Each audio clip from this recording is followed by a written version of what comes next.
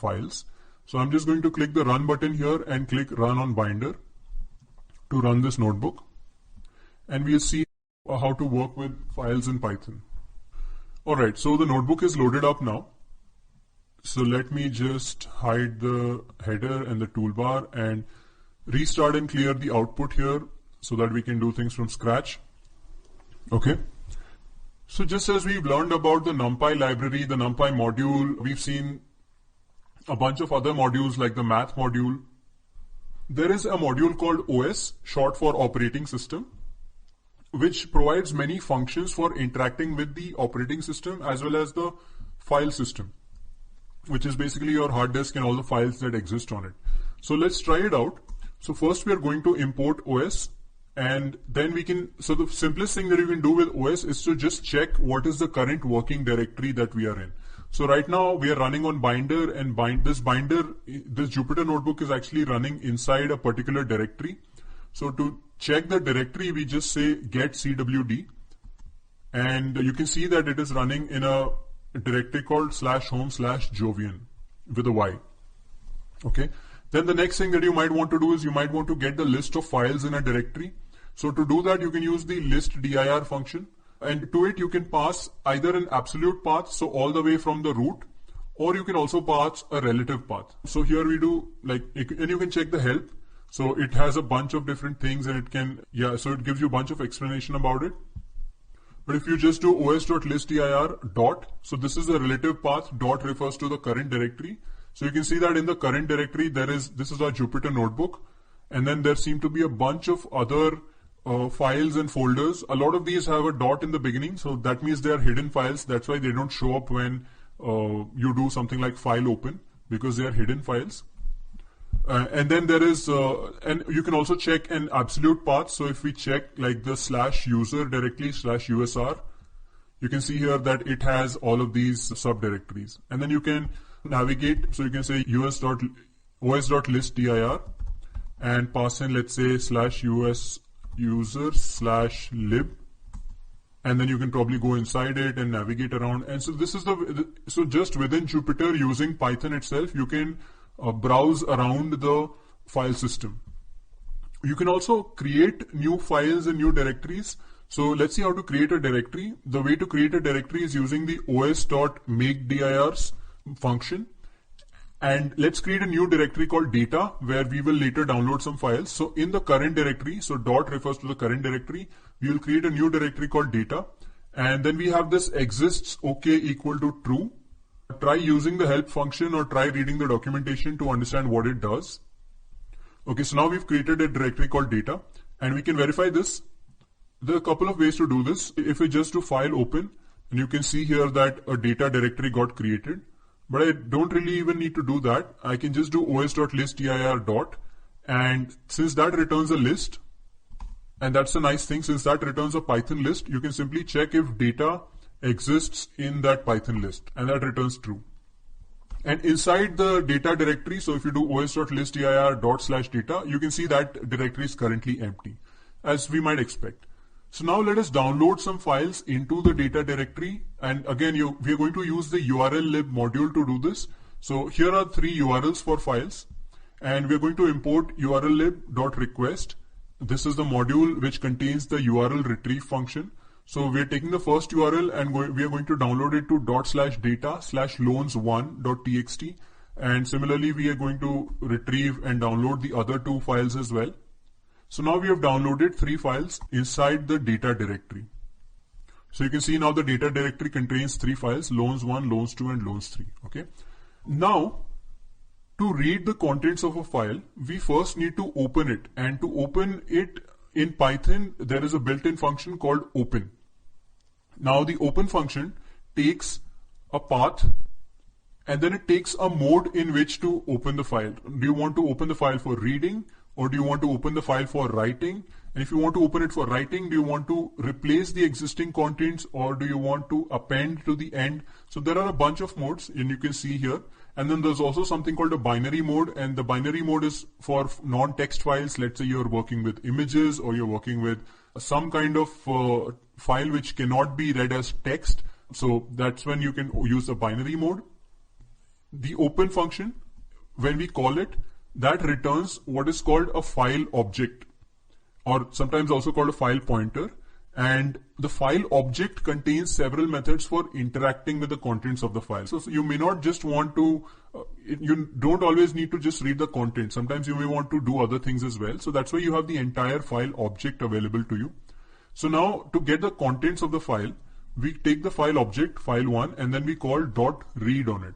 So when we call file1 contents or .read, and then we can get the entire contents of the file into a single string. So this becomes a string, and we can use a print function to print the file contents. And just for you to see that it is a string, I'm just going to just output file contents here. And you can see that this is a string, that this contains a bunch of data, and then this contains some new line characters. So when we pass it into the print functions, it just prints it nicely. It prints the new line characters or new lines and so on. Okay. So this is what the file contains.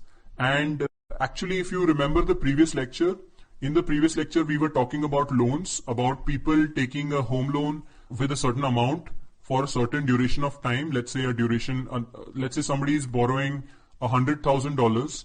Somebody is buying a house worth $100,000, and they are taking a loan which lasts 36 months, and they're taking it at 8% per annum. And then they're also doing a down payment of $20,000, right? So the actual loan amount is only $80,000. So they're taking $80,000 in loan for 36 months at 8% per annum. And then we had a function to calculate the equal monthly installment. So for this, I will refer you back to the previous lecture 2 or lesson 2, where we had a discussion about functions.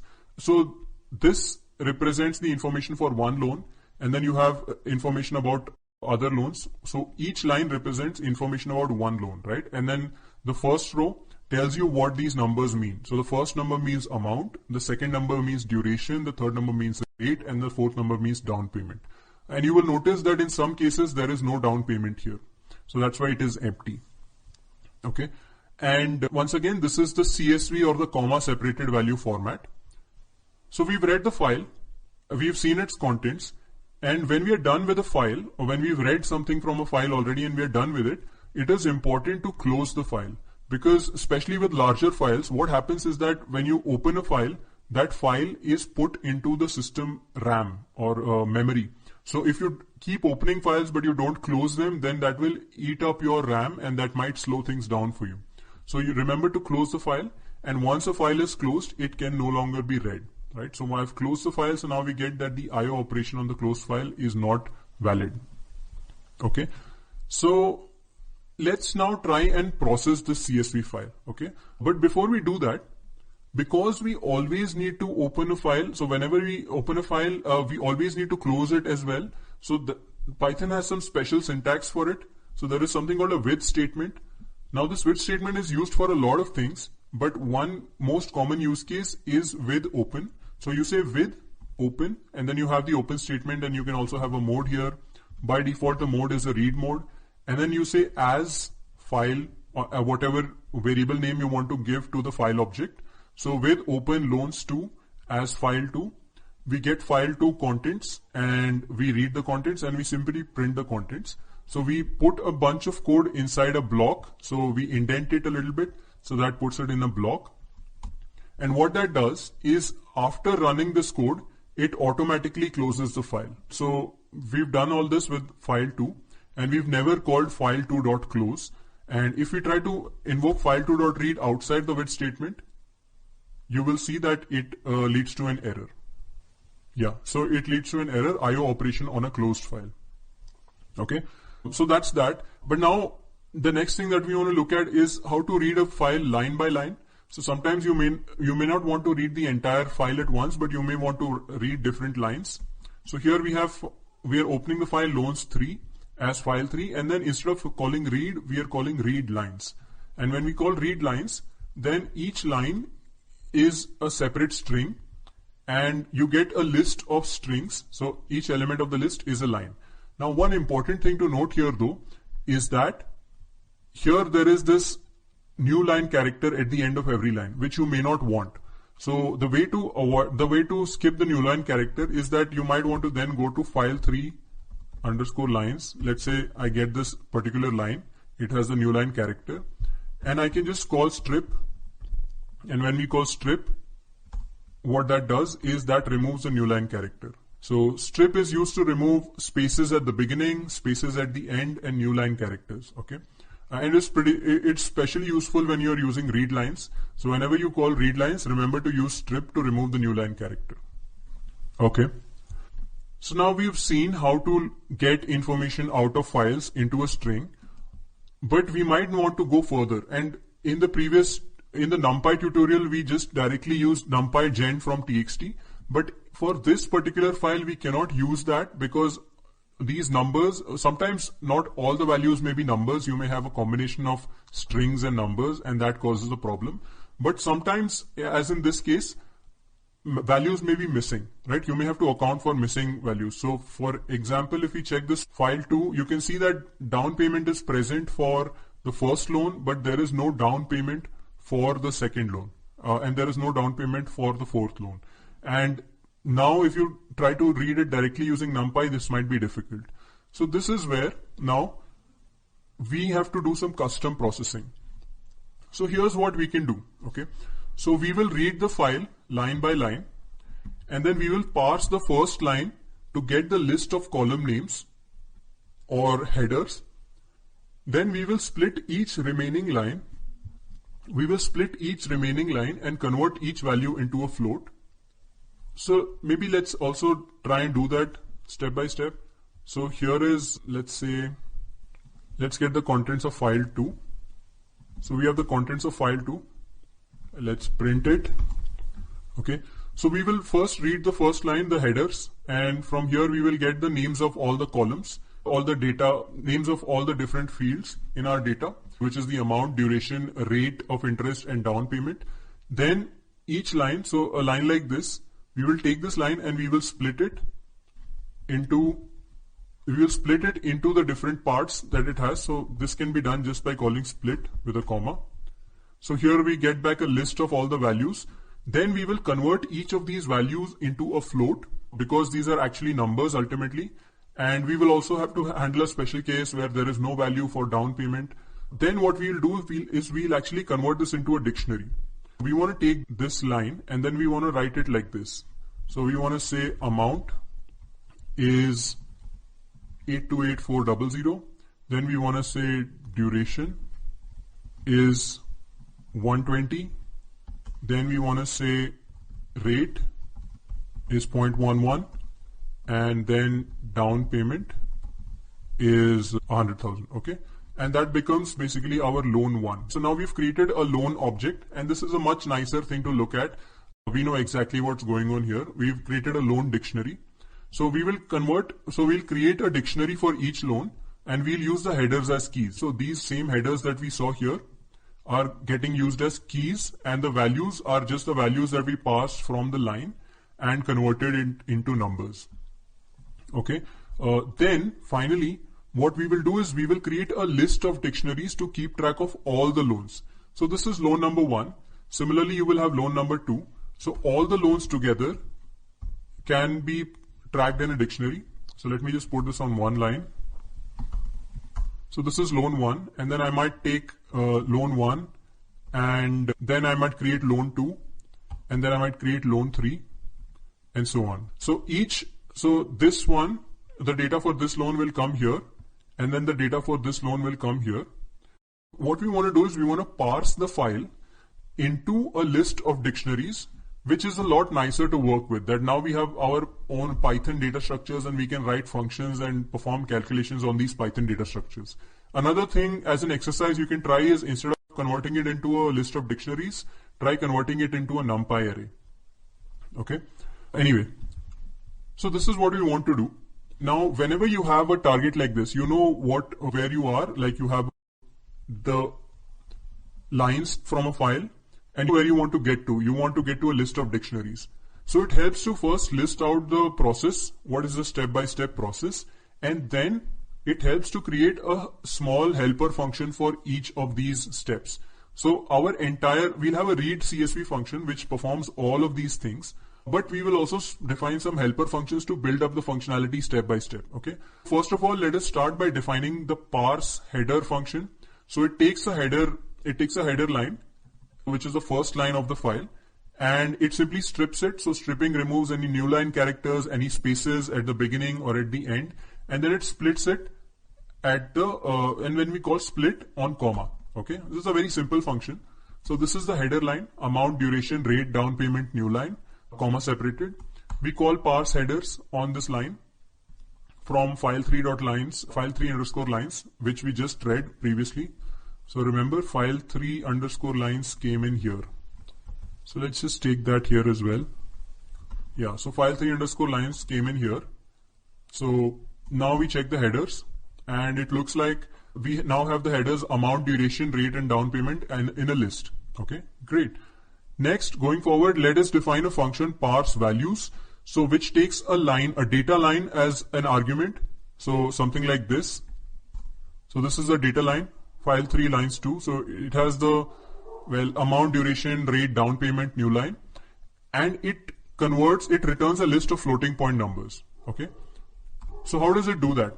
It creates an array of values, then it goes through the data line, and then it strips each line, and then it splits the data line into an array. So if we take this data line, so let's say we take file3 lines 2 as our data line, and then we call strip, and then we split it. Then we get back 453230, 48, 0.07, 4300, and the new line is gone. Okay, so now we have a list. So now we go over each item in the list, and then we convert that item into a float, and then we append it to values. All right, so we take each of these items, convert it into a float, and then put it back into this values array, and then we return the values. So let's try it out. Let's call parse values on this line. So this line takes 45230, 48, 0.07, 4300. Now you can see that all of these are converted into floats. Okay, so now we have parse headers and we have parse values. Let's try it for another line from the file. This line does not have a down payment. So here it has amount, duration, rate of interest, but there's no down payment. And if we call it here, you will see that here you will get a value error. Here you will get an error. So you might want to explore why an error showed up. So here it says it could not convert a string to a float.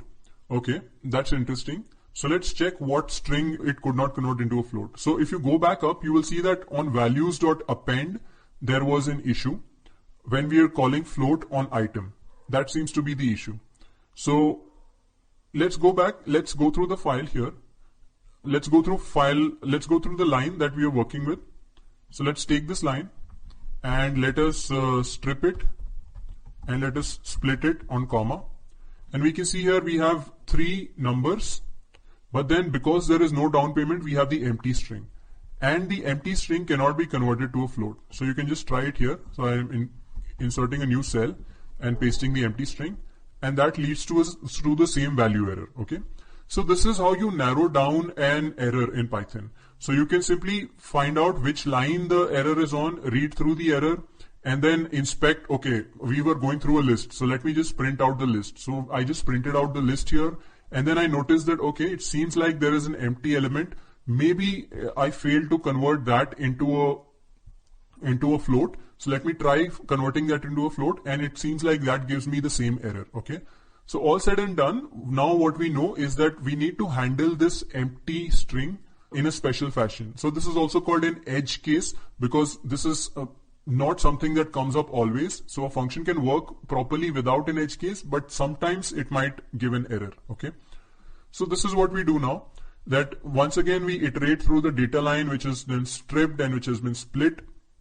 And if the item is the empty string, then we append the value 0. So we say that if the down payment or whatever is empty, then we simply use the value 0 in its place. So this is called handling missing values, and we'll see it in the future as well using pandas, how to handle it. And if it does have a value, then we simply convert it to a float. Okay, so now we have parse values, and here we have, so now we see file3 lines 1.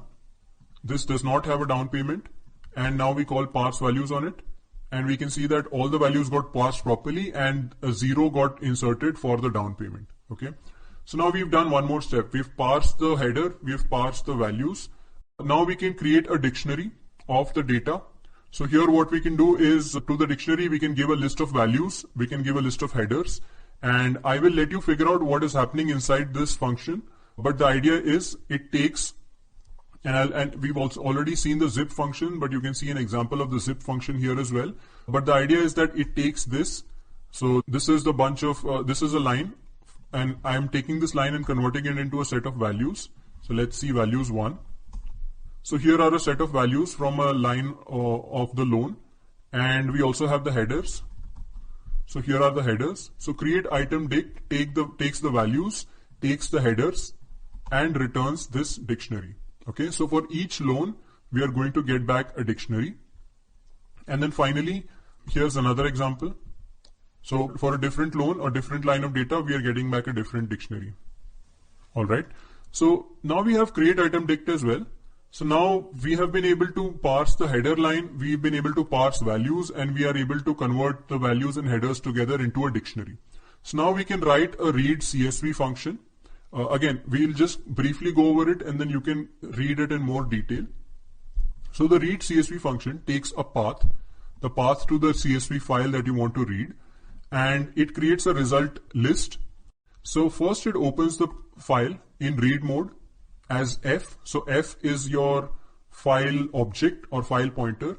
Then it gets the list of lines. So we call f.readLines, and that gives us the list of lines. Then it parses the header. So it calls parse headers on line 0. So remember the first line, the 0th line will contain the headers. So that will give us the list of headers. Then it loops over all the remaining lines.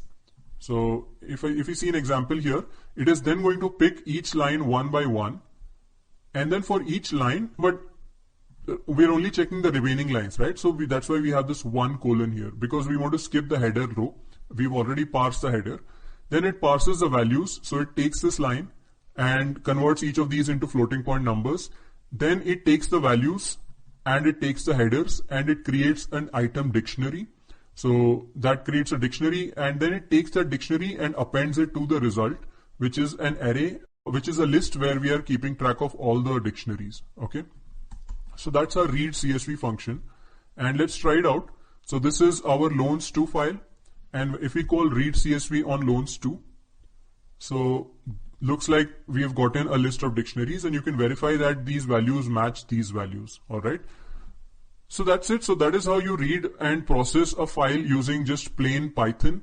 So you use the open command and you use the open function, and then you can read lines, and then for each line you can do some processing, and the processing does not have to be this complicated.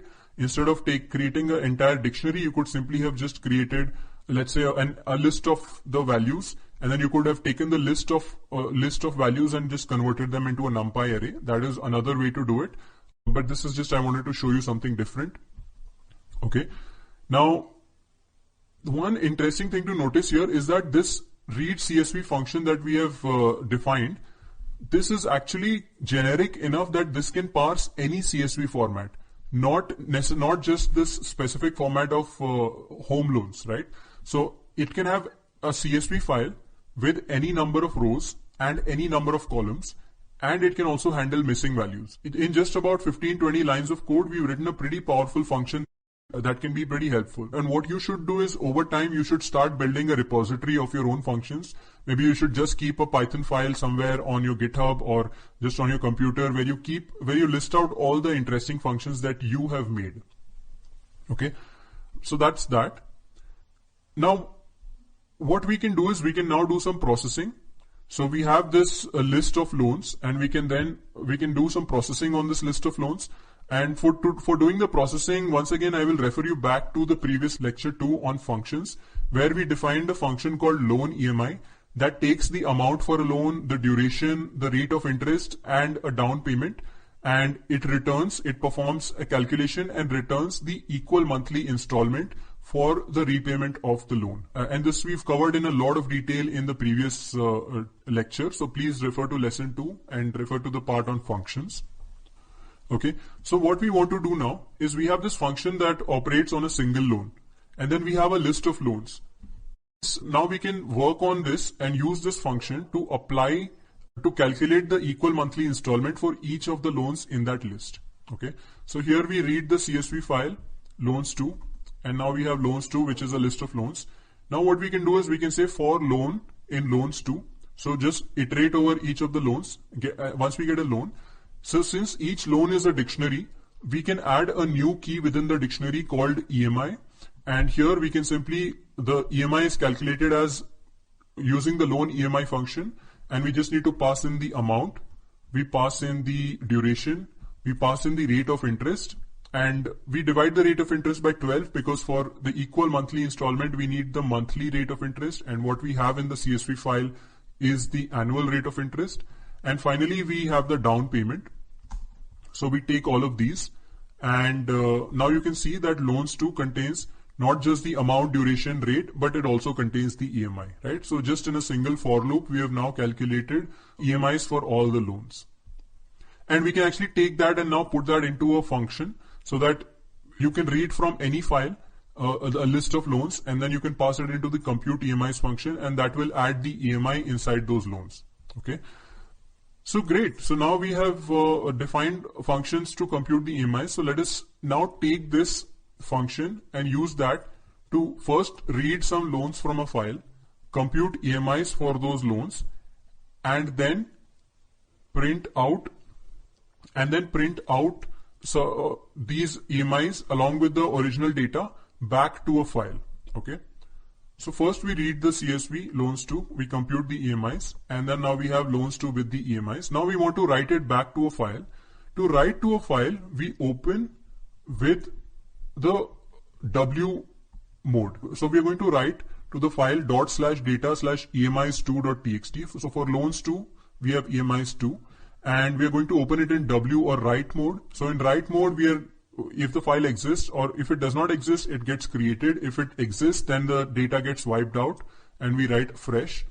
Then we iterate over the loans in loans to, and then we simply call f.read. So f.read is to read information from the file, f.write is to write information to the file. So to write to f. We need to provide a string. So here we are going to use the string formatting notation. So in the string we have 1, 2, 3, 4, 5 gaps, and then each of these, so here we will insert the loan amount, we will insert the loan duration, we will insert the loan rate, we will insert the down payment, and we will insert the EMI. Okay, and then we will separate them with commas, and we will include a new line character. Okay, so this will make sure that one loan is written to one line along with the EMI. So there you go. Now we have just written to the EMIs file, and if we check now the data directory, you will find that apart from the 3 loans files, now it has an EMIs file, emis2.txt, and we can read the data back from that file. So you can see emis2.txt has the loan information, and at the end it also has the EMI. Okay. So as with everything else, every time we implement some interesting logic like this, it's a good idea to write a function. So let's convert that into a write CSV function. So just as we had the read CSV, which takes in a file and returns a list of dictionaries, we are now writing the write CSV function, which takes in a list of dictionaries and a path, and then it writes it to that path. Okay. So I'll let you go over this function. It does the same thing that we have already looked at here, except that it will also add a header line. So I'll let you figure that out by just going through that function step by step, and let's try it out. So we have loans 3, we read loans 3, and then we compute the EMIs for loans 3, and then we write it back. And you can see here we have created emis3.txt, which contains the amount, duration, rate, down payment, and EMI. And if you want to do it for all the different files that we have, so we have loans 1, loans 2, loans 3.txt, we want to compute the EMI. So what we can do is we can iterate I in the range 1 to 4. So that will take, I will take the values 1, 2, and 3, and we can call read CSV on each of these. So when we use the string formatting, we will read loans1.txt, then loans2.txt, then loans3.txt, and that will, and each of these loans we can compute the EMIs. So we can insert using the data that is already present, we can insert the EMI key using the loan EMI function, and then we can write that back into a EMIs file. So loans 1 goes to emis1.txt, loans 2 goes to emis2, and loans 3 goes to emis3. And yeah, and that's it. So now once we have all of these functions in place, we can read each downloaded file, calculate the EMIs, and write the results back to new files. And now we just check os.cir, and you can see here that we have loans 1, loans 2, loans 3, and then we have EMIs 1, EMIs 2, and EMIs 3. Okay. So that is how you read from and write to files using Python, and always try to create functions for whatever you do. And then you'll start to see the real power of a programming language like Python for processing large amounts of data. Okay. So that completes our discussion of working with files. So I'm just going to save my notebook here, commit it to Jovian. So we copy the API key and paste it here. All right. So that's pretty much what it is. And I've also linked to some other resources here, so you can just look through these other resources to learn more about working with files in Python. So the topic is analyzing tabular data with pandas, which is one of the libraries that we are exploring in this journey towards data analysis. So let's get started. So the first thing you should do is go to the course page 0topandas.com.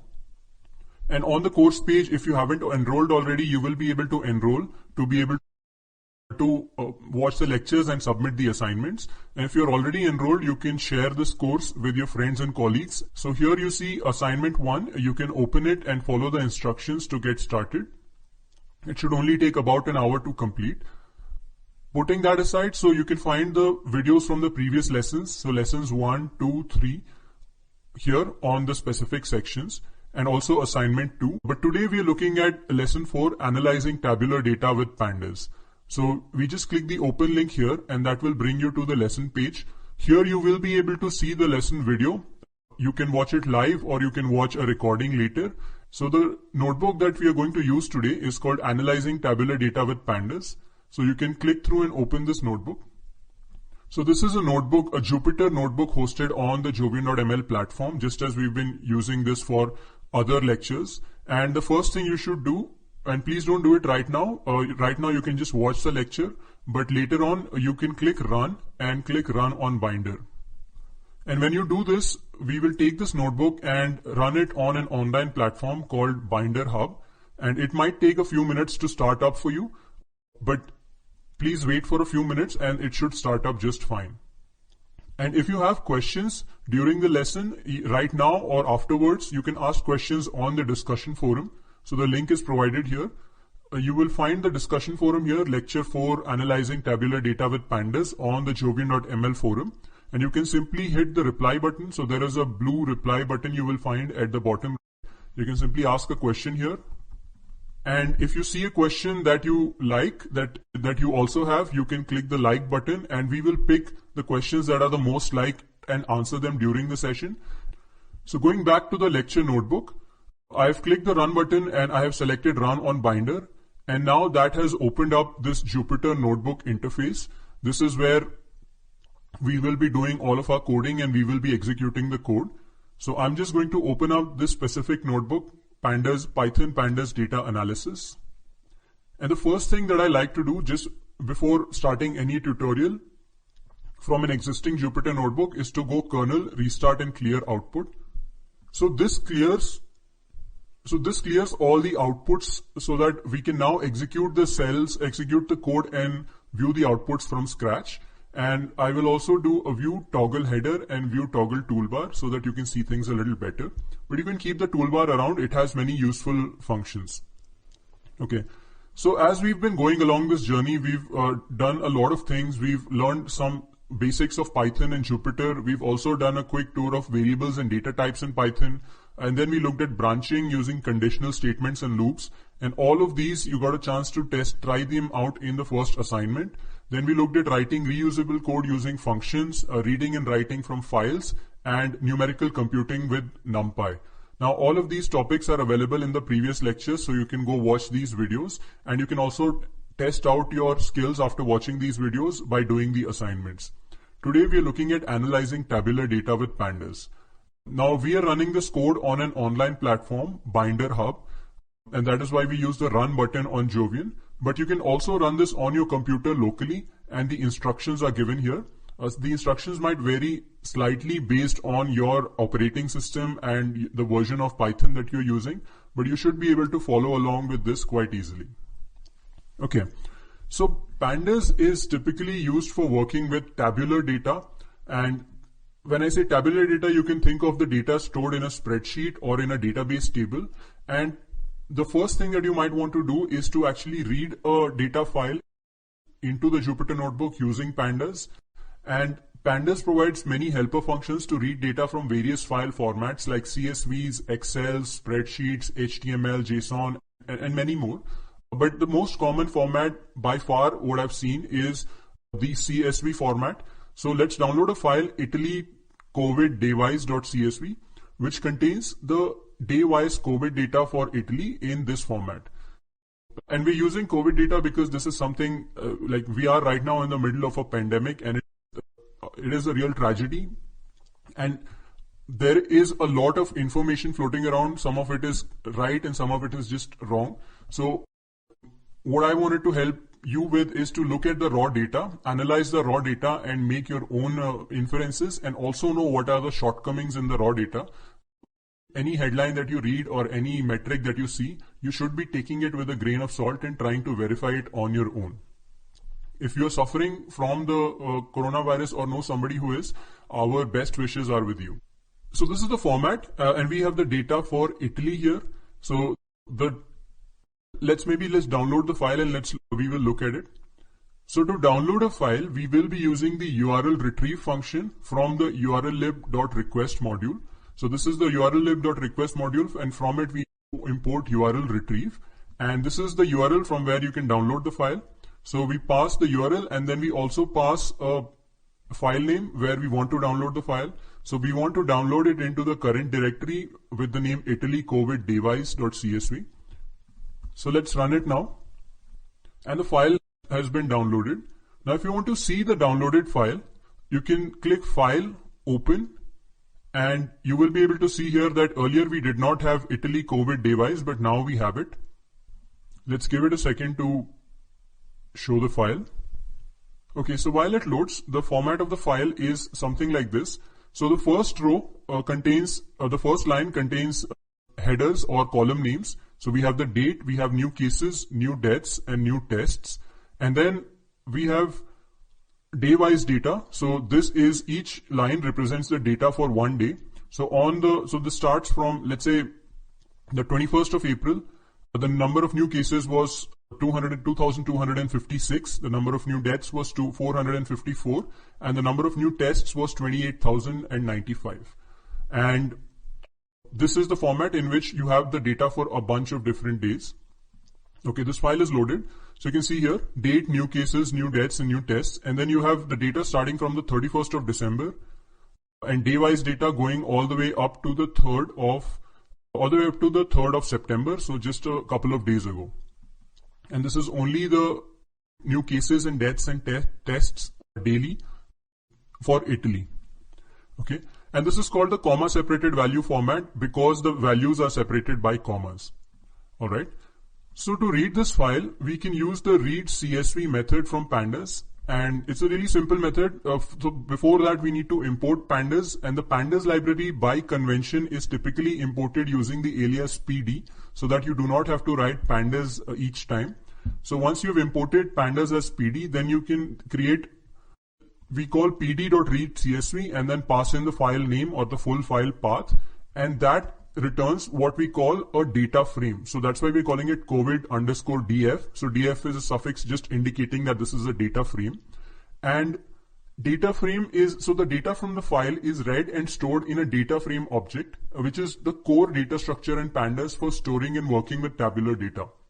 Now we typically use the df suffix to identify data frames, but you don't have to.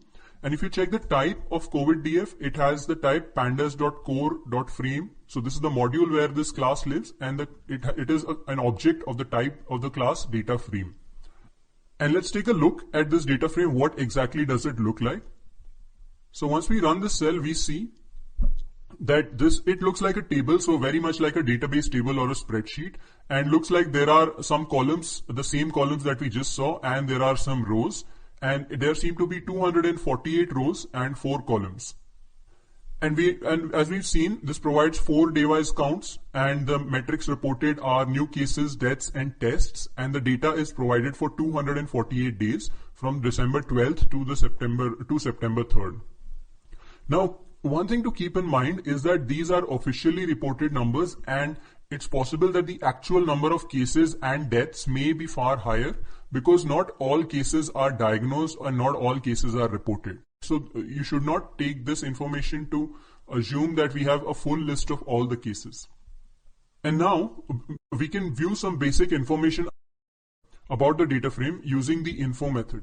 So if you call coviddf.info, we will get some information like the list of columns. So the columns are, as we've seen already, date, new cases, deaths, and tests on a daily basis. And it seems if you just see the non-null counts, then there are 248 values each for the first 3 columns. But new tests, there seem to be some null values. If you see here, you will see nan, and this nan indicates that there was no value provided in the file for that specific on that specific date for this specific column. And it's different from 0 because 0 indicates that the value 0 was provided. So that's an important distinction. So that's some basic information, and you can see that it has, you see the number of entries, you can see the data types that are available. Now the date column seems to have the object data type. So object is the generic data type whenever pandas cannot really figure out what type of data is there in a particular column. And the rest of them, it has figured out that these are floating point numbers. Now, one other thing that you can do just to get a quick overview of the numeric data is to call the describe method. Now, if you call coviddf.describe, for each of the numeric columns, cases, deaths, and tests, you will get back the total count of non-null entries. You will get back the mean or the average. So it seems like the average number of cases per day was 1094. But if you check the standard deviation, it seems like the standard deviation is about 1500. So that means it's a very high deviation, and that's expected because this graph, initially it was close to 0. So during January, there were basically no cases on a daily basis. But during March, the caseload was really high, and then the caseload went down again. So that's why the standard deviation is very high. So the mean by itself is not very useful. And there are a few other metrics as well that you can look at. It seems like the maximum number of cases on a specific day was 6,557. That's pretty high. Now, the column property of the data frame will contain the list of columns. So you can call coviddf.columns, and that will give you the list of columns in the data frame. And then you can also retrieve the number of rows and columns as a tuple using the shape method. So these are all different ways to get some meta information about the data frame. So we have looked at info, which is a basic information about rows, columns, and data types. Then we have describe, which has statistical information about the numeric columns. Then we have columns to get the list of column names, and shape to get the number of rows and columns as a tuple. Apart from that, we've seen how to read data from a CSV, but apart from read CSV, you have read SQL files, you can read Excel files, you can read JSON files, and a lot many different formats. Okay. So before we move forward, let us save our notebook because we are running this on an online platform, Binder, and this, if you leave this tab idle for some time, this Jupyter notebook may shut down and you may lose your work. So I'm just going to install the Jovian Python library, and then I'm going to import it and run jovian.commit. And what this does is this asks me for an API key, which I can get from my Jovian profile after logging in. And after logging in, I can copy my API key by clicking the API key button here, and then I can paste it here and hit enter. What this does is this captures this notebook running on Binder, and this takes a snapshot and it puts the snapshot on my Jovian profile so that I can access, I don't lose my work even if this server shuts down. And later what you can do is you can come back and you can run on Binder again from this notebook on your profile. So every time you do some significant work, just keep committing your notebook to Jovian. Okay, so moving right ahead. So now the first thing that we might want to do once we have loaded up this data, the COVID DF data frame, is to retrieve some of the data from this data frame. So for instance, we might want to know what is the count of new cases on a specific day, let's say the 4th of April, right? So a specific value within a specific column and a row. Now to do this, it might help to understand what the internal representation of data in a data frame looks like. So conceptually, you can think of a data frame as a dictionary of lists. So you can think of a data frame as having a structure like this, that the COVID DF data frame is similar in structure to this COVID data dict, which is a dictionary. And then this dictionary contains the keys. The keys are the names of the columns, column headers. And then the values of those keys are lists or arrays containing the values in those columns. So it's a little bit flipped from what you might be used to, but this analogy is helpful to think about pandas data frames. Now, obviously, it is not an actual dictionary, and inside it you do not have actual arrays, because internally pandas is implemented in C++ using a bunch of other libraries. So it uses some other internal data structures, but this is the conceptual picture that you should have in mind. Now, representing this data in this format has a few benefits, and that is why pandas does it. Now, the one thing is that all the values in the column typically have the same type of, the same data type, so it's more efficient to store them in a single array. That's one thing. The second thing is that retrieving the values for a particular row, let's say we want to know what were the values in the 4th row. So we simply can fetch the 4th element from each column. So that is simply an array indexing, which is very efficient, especially when the data types are all the same. So that's a very efficient operation. So fetching the information for a row becomes very efficient. And then finally, the representation is a more compact compared to other formats. So another format that you can think of is that we actually use a list of dictionaries, where we have a list, and then inside each list, each row is represented as a dictionary, which contains the date, new cases, new deaths, and new tests. Now this will take up a lot more space because we are repeating the column names for every single row. And this will also not be as performant. On the other hand, this takes up far less space and is a lot more performant. All right. So keep this picture in mind as we try to retrieve data from this pandas data frame.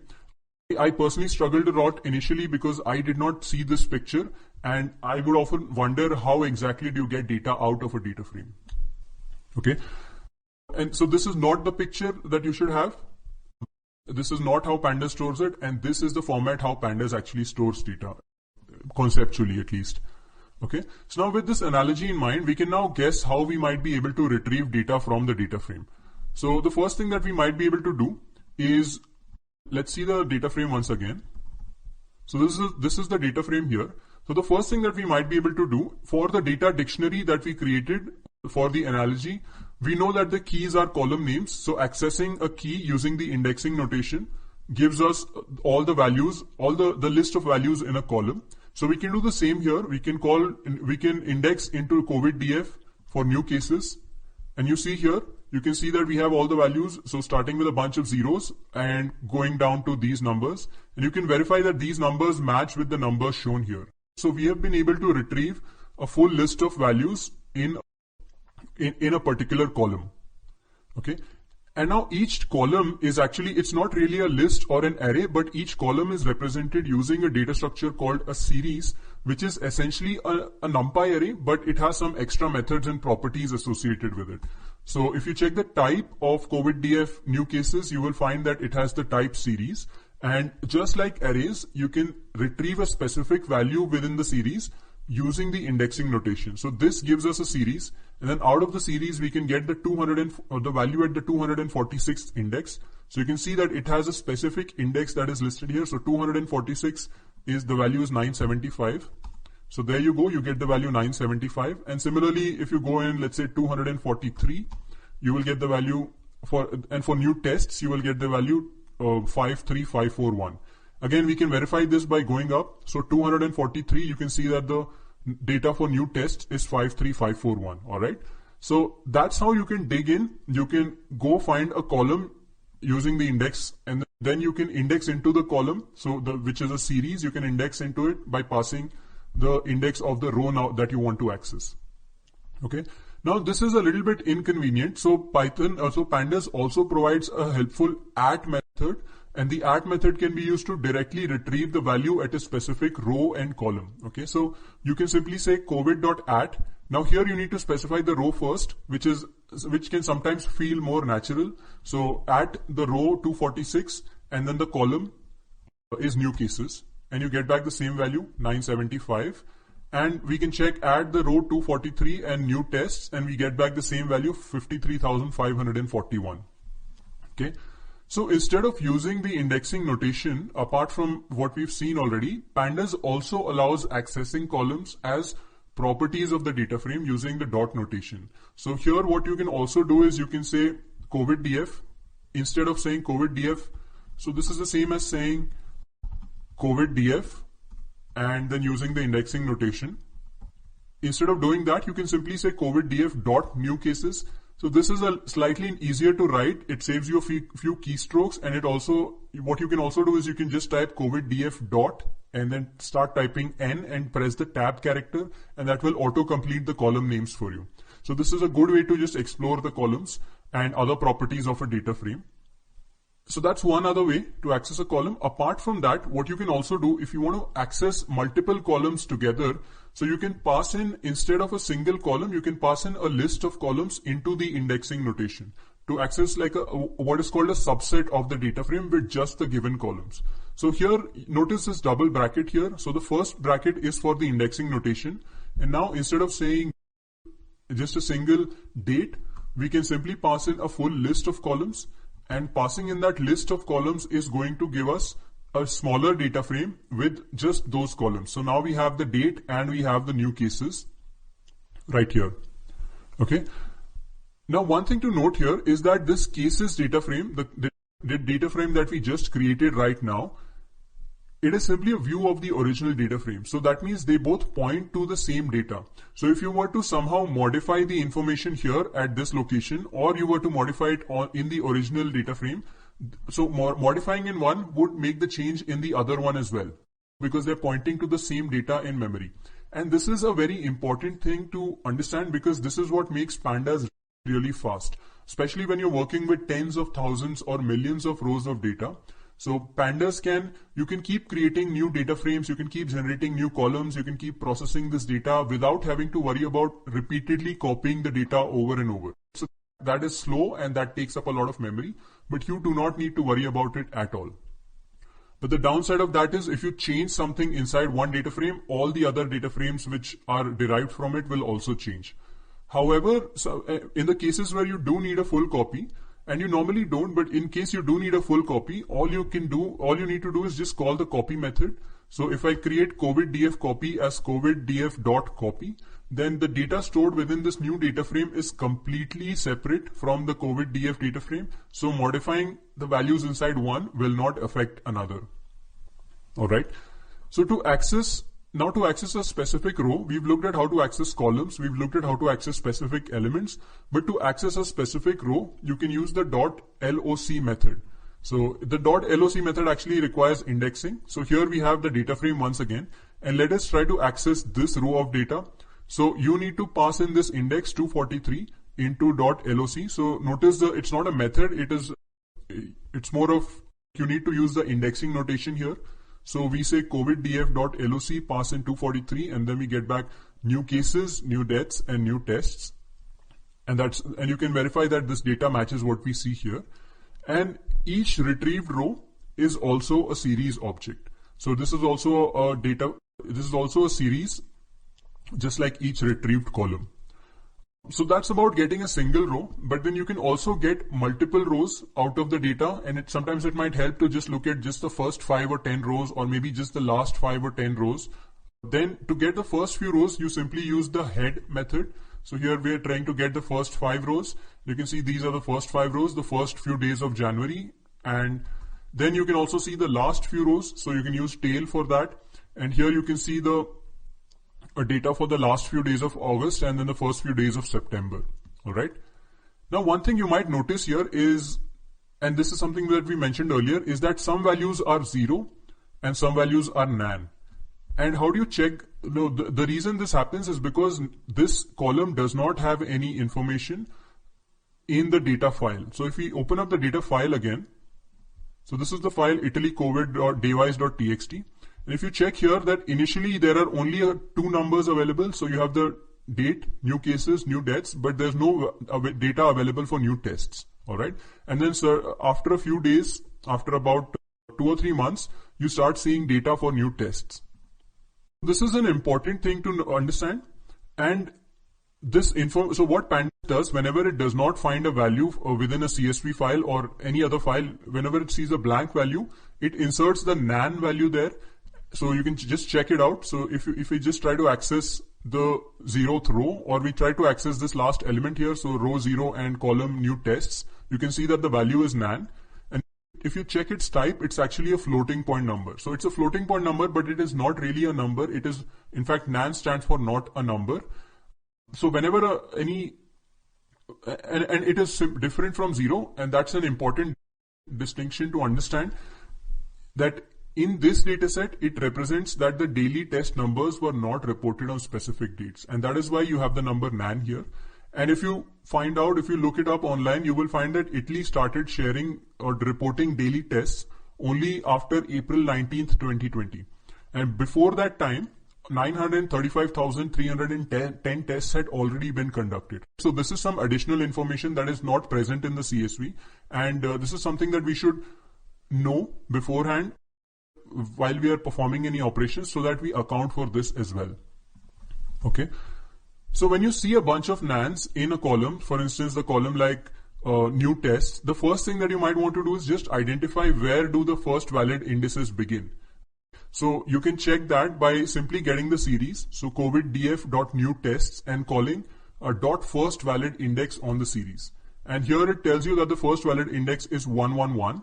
And now once you've gotten the first valid index, it might help to look at a few rows before and after this index just to verify that the values are indeed changing from nan to the actual numbers.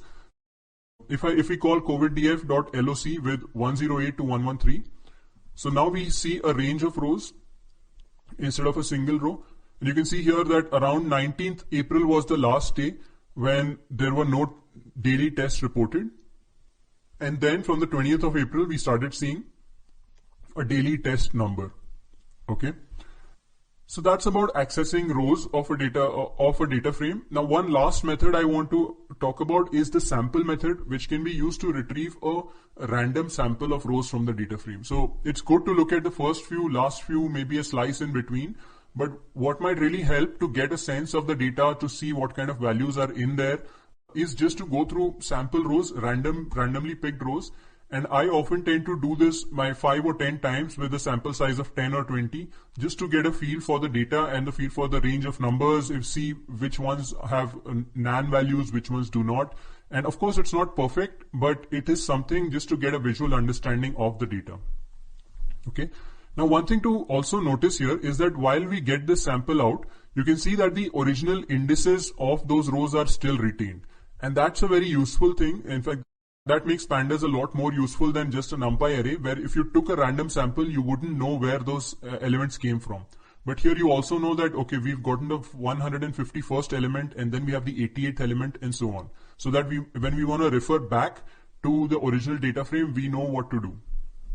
All right. So that is how you can get data out of the data frame. You can get columns. So to retrieve columns, you use the indexing notation. You can get out of a series or out of a column, you can get values out by passing in the index. So a series is just like a NumPy array. And then if you want to just get it directly out of the data frame, just get a single value, you simply use the at. Method and give it an index of a row and a column. And if you want to create a copy, if you want to get a single row, you use the .loc method. The LOC method, again, you have to index into it. And then if you want to create a copy of a data frame, you use the copy method. And then you have the head, tail, and sample methods to retrieve multiple rows of data from a data frame. So the thing here that you need to understand is that whichever way you want to access data out of a Pandas data frame, there is a way to do it. Now, you may not always remember this, and you don't have to, but you can always look it up. So suppose you want to figure out how do you access a particular row of a data frame. All you need to do is take this expression or just type out this expression into a search engine, how to access a specific row from a data frame, and that will lead you either to the documentation or an answer somewhere on a site like Stack Overflow where you can find the syntax. And that is a perfectly valid way of going about this, right? And as you keep doing this, over time, you tend to start remembering some of these methods. But honestly, I still tend to look up a lot of these methods, even though I've been using pandas for many years now. So moving ahead, let us now start analyzing the data from the data frames. We've created the data frame, we've accessed some values, and let us try to answer some questions about our data. So the simplest questions you might want to ask once you have this data is, what is the total number of reported cases and reported deaths related to COVID-19 in Italy? And I say related because not all of these deaths may have been due to COVID-19 alone. In fact, in a lot of cases, there are comorbidities. So that's again another detail to keep in mind, that to say that the disease has killed that many people is not completely accurate, although it is definitely a contributing factor. And these are all these things, when you are doing your data analysis with the raw data, these are all these things that you really understand, which are sometimes not conveyed, subtle details that are not conveyed in the headlines or the reports that you see. So now we have the COVID data frame, and out of which we get back the new cases, and then on the new cases we call .sum. So this is, the .sum method is similar to the .sum method in NumPy, and you can call it on a series to get the sum of all the elements in that series or that column. So we will have the total cases and we get back the total deaths, and then we can simply print it out. So it seems like the total cases, number of reported cases is 271,515, and the total number of reported deaths is 35,497. So that's the data we have on Italy so far till about the first week of September.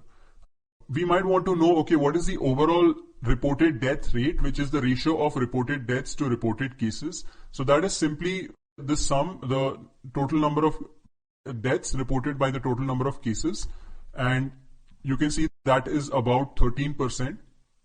Now that does not mean that 13% of people who contract the virus are going to suffer or die from it. In fact, the number is actually far lower, but we have to keep in mind the subtle detail here that not a lot of cases are actually asymptomatic, and then a lot of cases may never even get diagnosed because the person may not feel sick enough to actually come to the hospital, or they may come to the hospital and not find a test on a particular day. Then let's look at what is the overall number of tests conducted. And here we have to remember that daily test data was not being reported till a particular date, and a total of 935,310 tests were conducted before the daily test numbers were reported. So let us use that and let us incorporate that. So here we are saying that the initial tests were 900, was this number, and then so the total test becomes the initial tests plus COVID-DF dot new tests and .sum, right? So this is the sum of all the data in the new tests column. And when we're taking a sum on a series, the nan values get ignored. This is just something to remember with pandas, that nan values will always get ignored and while aggregating. And then the initial tests, we are adding that. So that gives us the total number of tests, which is about 5.2 million. All right. Then we might want to find out what fraction of tests returned a positive result. So it turns out that the positive rate of total cases by total tests, that was about 5.21%. Right? So about 5.21% of the tests in Italy led to a positive diagnosis. Now, this value may actually have varied month from month, and we are only looking at the overall value here. So this is how we can answer some basic questions about our data. Now, at this point, you might want to try asking some more questions about the data, and you can use these empty cells to first, and this is how you actually go about analyzing a data set. The first thing you have to do before you even do any analysis or write some code is just to ask what are the questions you want to answer from the data. And I'm sure as you've seen this data, as you've looked at the things we are doing, you may have many other questions. So try them out here. And that's the best way to learn the pandas library as a whole and data analysis in general. And from time to time, I'm just committing and saving my work so that if this binder instance shuts down, I can resume my work by just clicking the run button from Jovian. Okay. So now let's look at querying and sorting rows of data. So let's say we want to only look at the days which had more than 1,000 reported cases. Or we want to look at the days which had less than 100 cases. And we can have many other criteria like this. So to do that, what we can do is we can use a Boolean expression to check which rows satisfy this criterion, which is more than 1,000 reported cases. So for instance, we can say COVID-df.new cases. So this is a series, or the column which is a series. And we can simply use the expression greater than 1,000. And what this does is this creates a new series. Now this series has the same length as the original series or column, except that it now contains Boolean values, false and true. So the false here indicates that at that particular index, the value within COVID-df.new cases was not greater than 1,000, was less than 1,000. So false is where the criteria was satisfied, and true is where false is where the criteria failed, and true is where the criteria was satisfied. So now what we can do is we can take this series of booleans, the high new cases series, and we can pass that as an index into COVID-df. So this is another way of just indexing COVID-df, and then you use the index, and then you pass in this boolean series. Now when you pass in this boolean series, what happens is wherever there was a true, those rows are retained, and wherever it was false, those rows are skipped, right? So you get back a subset of rows. Now these, you can see that there are only about 72 rows here, and this is basically another data frame, which is again a view of the original data frame. So here you can see that there are 72 rows, and in all of these rows you can see that the number of new cases is higher than 1,000. Alright, so this is if the question was on how many days was the number of new cases higher than 1,000, you now know that it is 72, and you can actually pull out a full list of dates as well by just accessing the date column of the data frame. Now we can also write this very succinctly on a single line by simply passing the Boolean expression, so COVID-df.new cases greater than 1,000, as an index into the data frame. So this might seem confusing if you see it directly, COVID-df, and then it looks like inside the index you are once again using COVID-df. And it might feel a bit odd, but if you look at it this way, that this creates a series of Boolean expressions, and then that series is passed in as an index to filter out the rows which satisfy that expression. So that makes it a little more intuitive. And you can see here that you get back the same result, which is 72 rows and 4 columns.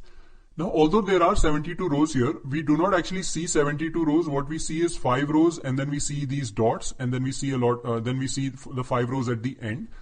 And Pandas does this because your data frames can have tens of thousands or even millions of rows. So it will really slow things down, especially on the browser, where if you print out the millions of rows. But in this case, sometimes we might want to look at all the rows of data.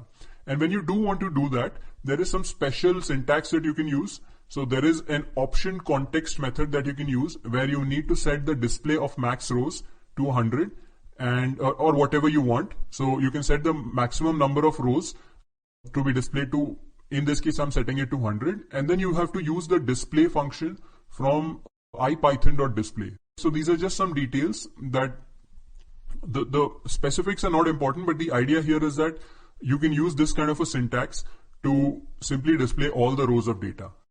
And once again, this is not something that you need to remember specifically. You can simply search it online, how to show all the rows, or sometimes even columns are truncated, so how to show all the columns of a data frame, and you will find some syntax like this. Okay, so here are all the 72 days where the number of cases was higher than 1,000. Now we can also formulate more complex queries, so complex queries that involve multiple columns. Also, often you may want to combine data from multiple columns to actually identify or create a criteria. So we already have a positive rate, which is the number of cases that out of the tests conducted, what percentage of or what fraction of cases turned out to be positive. So it was about 5.2% or 0.052. And now we might want to determine the days where the ratio of cases reported to tests conducted was higher than the overall positive rate. So you could interpret these as days where a lot of people got infected or a high percentage of people got infected among the tests that were conducted.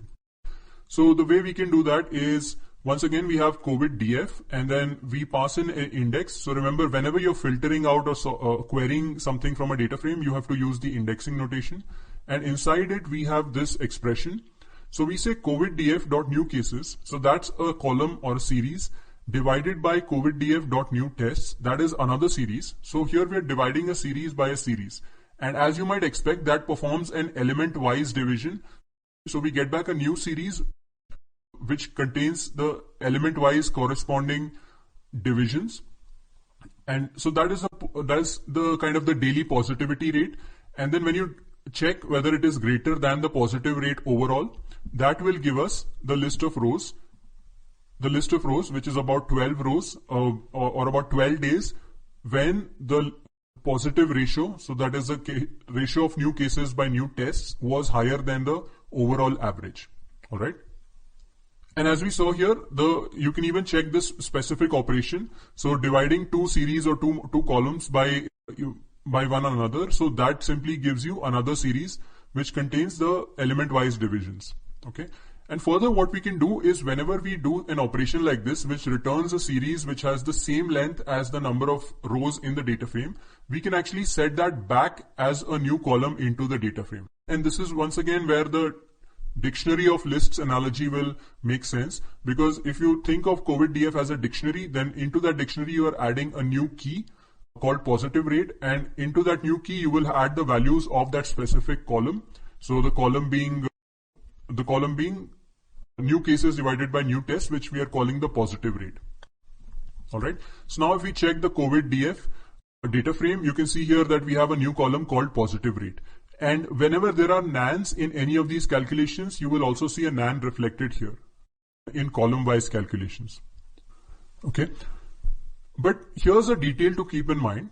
And this is once again going back to the context about the data, that sometimes it takes a few days to get the results for a test. So as such, we can't really compare the number of new cases with the number of new tests conducted on the same day. You may conduct 1,000 tests today, but maybe 500 of these results might come out tomorrow, and then another 200 might come out a few days later, and so on. On the other hand, the number of cases that were reported today could have contributions from tests conducted over many of the past few days. So comparing cases and tests on a day-to-day basis is probably incorrect, and any inference based on that is likely to be incorrect, right? So this is a place where you should dig in more and see what is the average duration it takes to get the result for a test, and how did that change over time, and so on. So it's important to watch out for subtle relationships like this in the data, which are not conveyed clearly by just the CSV file. So these require some external context. So you should always read through the documentation provided with the dataset about how the data was collected, what are the processes involved in collecting the data. And if you have any questions on your own, then you might want to ask these questions from the source of the dataset. Whether it is your company or some online source, you might want to ask for more information. Okay. So for now, what we can do is we can simply remove the positive rate column. So to remove the positive rate column, we call the drop method. So we say COVIDDF.drop. And when we call COVIDDF drop, we can remove one or more columns, and we can either get a new data frame out, which will be a view of the previous data frame, or we can simply drop it from the existing variable. So COVIDDF, right? So I'm just going to drop it from the existing variable so that we do not have to worry about a new variable now. So if we check COVIDDF now, you can see that the positive rate is now gone. Okay. So now we've looked at querying data, we've even looked at adding new columns, but another thing that we might want to do is just sort these rows by a specific column. So for instance, you might want to identify what were the 10 days with the highest number of cases, right? And the way to do that is to first use the sort values method. So you can simply use, say, COVIDDF.sort values, and into sort values you can pass in the column by which to sort. So you can either pass a single column or a list of columns. And to figure out how to use these functions, a simple way to do is to use the help function. So you can call help on COVIDDF.sort values, or you can simply press Shift plus Tab while the cursor is inside that method or that function. So if you do Shift Tab once or twice, you will see the full signature. So you can see here that the first argument is by. And by can be a string or a list of strings. So either a single column or a list of columns. And similarly, you can also specify whether you want to sort by ascending or descending order. And again, ascending can either be a single Boolean, or if your list of columns is a list, you can also pass a list of trues and falses, a list of Booleans, so that you can sort by descending and ascending with multiple columns as you require it. Alright. So that's a very powerful way to sort, similar to what you might do in Excel or SQL. And then another thing that we have done is we have actually chained this. So the result of sort values is another data frame. And then we have changed that. We have chained that with the head method, and we are looking at just the top 10 elements from that sorted data frame. So that gives us the 10 days. So it seems like the 22nd of March was the peak with 6,557 reported cases that day. And then, and it was mostly the last couple of weeks of March, it seems like, where most of the highest number of cases were reported. Okay. Now let's compare this with the days where the highest number of deaths were recorded. So here now we have coviddf.sort values, and here we are sorting by new deaths. And once again, we're looking at the top 10. And it seems like the 28th of March was when there was the peak, and then the 29th. So if you compare these two, it seems like overall that the daily deaths hit a peak just about a week after the peak in the daily new cases. So that might lead you to, and then you can dig in a little more and read some literature, and that might lead you to understand that, okay, maybe for somebody who's contracted a virus and is going to become seriously ill from it, so they are going to probably suffer the most within the next week or so, and they will either recover or not. Okay, so let's also look at the days with the least number of cases. And here, this might be obvious to you that, okay, the least number of cases might be in the first few weeks of January, but even then it's a good thing to look at. So I'm just going to sort these values. So coviddf.sort values, and by new cases, this time in ascending order, and pick the 10 lowest numbers. So as we might expect, we see a lot of days from the last day of December, and then we see a bunch of days in January. But here's one. So on the 20th of June, there seems to be the value -148. And now this is unexpected. You might not expect to see a negative number of cases in a day, but that is the nature of real data. This is what happens, and it invariably happens with any real world data, and it really cannot get more real world than this, which this is data being updated based on real facts and real numbers being reported by hundreds of countries and hundreds of agencies and hospitals on a daily basis. So there are likely to be errors, there are likely to be discrepancies, and this could simply be a data entry error, or it's possible that the government may have issued a correction to account for miscounting in the past. So you may have to see the documentation around the data. And this particular data set that we have is pulled from Our World in Data. So you can go to Our World in Data, the website, and try to find out more why this might be the case. And I encourage you to dig through news articles online and figure out why this number was negative. Okay. But another thing that you might do if you do not have any external information is to just look at some of the days before and after that date where we have this negative column, this negative value. So if you look at the days, so this negative value was at index 172. So we can look at the few days before it and a few days after it. So it seems like the values for new cases were in the range of 210, 328, 331, and similar range after that, but only this value seems to have some discrepancy. Now, based on this, I am guessing, although I cannot know for sure, but I'm guessing that this might be a data entry error. And if it was, and if we are able to verify that, we can use one of these approaches to deal with this missing or faulty value. So one way is to just replace it with 0. Just say that we are assuming there were no tests, there were no new cases reported that day. But that is a little unlikely for this specific data set. It may be likely for a different data set, but not for this. Another thing is to replace it with the average of the entire column. So we can say that, okay, we just take the entire average number of new cases and then simply put that in here. Again, you can do that in certain cases, but in this case, once again, it may not make a lot of sense because the variation is so high, the standard deviation is so high that the average here is probably not going to be anywhere close to the actual number. The average we know is about 1,000, but the actual numbers on the days before and after are actually more in the range of 300 or so. Another thing that we can do is to discard this row entirely. This is something that So in a lot of cases you can do this. You see some faulty data and it is okay to discard. It is not going to affect the overall results significantly. So you can just discard that data as well, that row of data. And one more thing, which is probably makes the most sense in this case, is to simply replace this value with the average of the numbers around it. So we can simply take the average of these two numbers, or these two and these two, these four numbers. So which approach you pick really requires some context about the data and the problem. In this case, we are dealing with data ordered by date, or what is called time series data. And that is why taking an average of the values around it actually makes a lot more sense. So now to do that, we need to modify that value within the data frame. And we can modify it using the same at method that we use for access. So we say coviddf.at. And so 172 is the row number or the row index, and then new cases is the column. And here we simply say that we want to take the average of the two values, of the value above and below it in the data frame. All right. And with that, we have fixed, or at least temporarily fixed, the discrepancy in the data frame. All right. So these are just some ways in which we can filter out data and sort rows out of the data frame. So we looked at finding the sum of values in a column or a series. We looked at querying a subset of rows satisfying a given criteria. We looked at adding new columns by combining data from existing columns. And then we also looked at removing one or more columns from the data frame using drop. And then we looked at sorting the rows of a data using the column values. And finally, we looked at replacing a value within a data frame.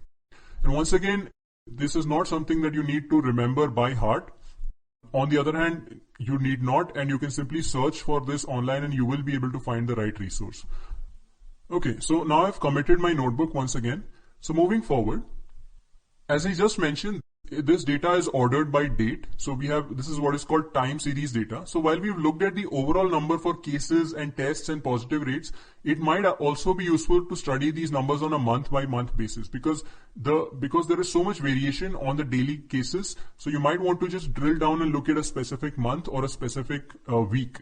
Now to do that, the date column might come in handy here. And in fact, because so much data tends to have a date or a time associated with it, Pandas provides many utilities for working with dates. All right. So if you just check the date column here, so it seems like this is a series as we might expect, but this has the D type or data type of object.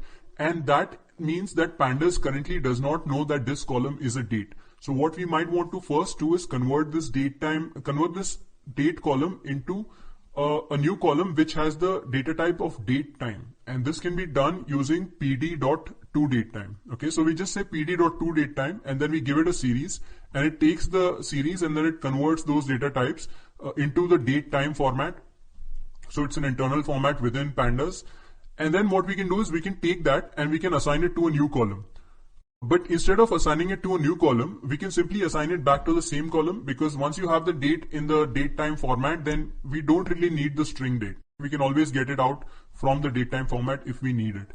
So now if we check coviddf.date or coviddf indexed the date column, so you can see here that the data looks similar, but this time the data type is datetime 64. So this tracks time up to a particular nanosecond. But since there was no time portion in the date, so you don't really see a time portion. But it tracks time up to nanoseconds. Okay. So what we can do is we can extract different parts of the data into separate columns using the datetime index class. So this is a really helpful class in Pandas. So all you need to do is take the series or the column and pass it into pd.datetime index. So that creates an object of type datetime index. Now, if you want to extract a specific information, a piece of information out of it, you can do that.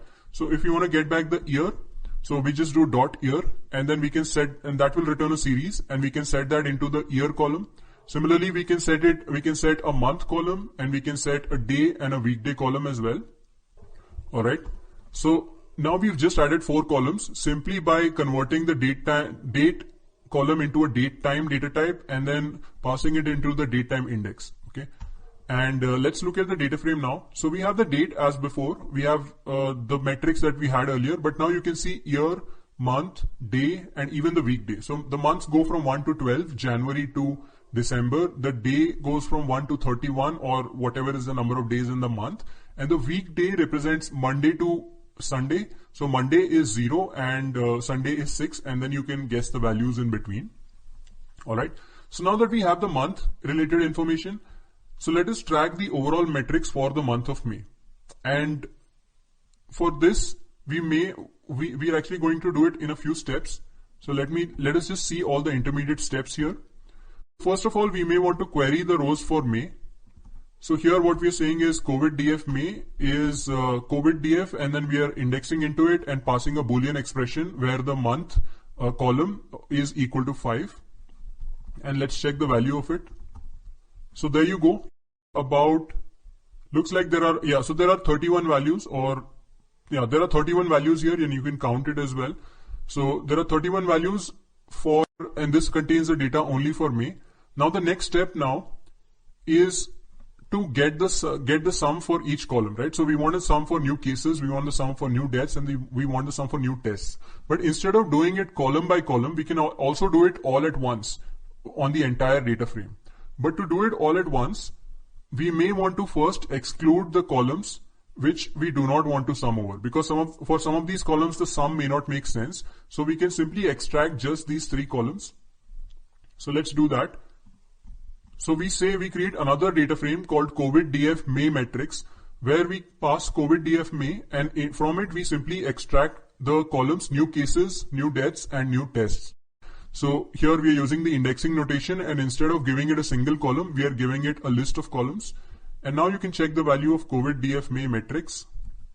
And you can see here that it has 31 values, but only for the new cases, deaths, and tests column. Okay.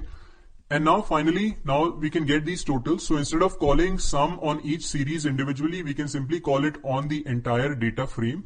And when we do that, now we get back the totals. So now the entire data frame collapses into a single series. So you can see that this is a series. And now we have the total number of new cases, which is 29,000 during the month of May. The total number of deaths was such, and the total number of tests was about 1,078,000. Okay. And this is how you should initially do it when you're learning pandas. This is how you should initially just go step by step, keep creating intermediate data frames. As I said, all the data is shared between the data frames, so you need not worry about it being very slow or taking up a lot of memory. So just keep creating as many intermediate data frames as you need. The most important thing is for you to have clarity about what's going on in your calculations, and performance and optimization can be an afterthought. But what you can do is, once you become comfortable with this, is you can actually start doing it in a single statement. So now here we are saying that, okay, we are getting the data out for May. Out of it, we are selecting a few columns, and then we are calling dot sum on those columns together. And that gives us the exact same result. Okay. That's some data about May. Now you can try finding the data about January, February, March, and see how they compare. So here's another example. Let us check if the number of cases reported on Sundays is higher than the average number of cases reported every day. Okay. So this time what we might want to do is, instead of aggregating, so we do not want the total number of cases on Sundays. We simply want the average number of cases.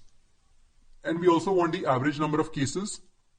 We also want the average number of cases in general per day. So the overall average, what we can do is we can say COVID-DF.new cases and call dot mean on it. So it seems like the overall average is 1095.78 cases per day. And the average for Sundays, so the average for Sundays, it looks like is COVID-DF.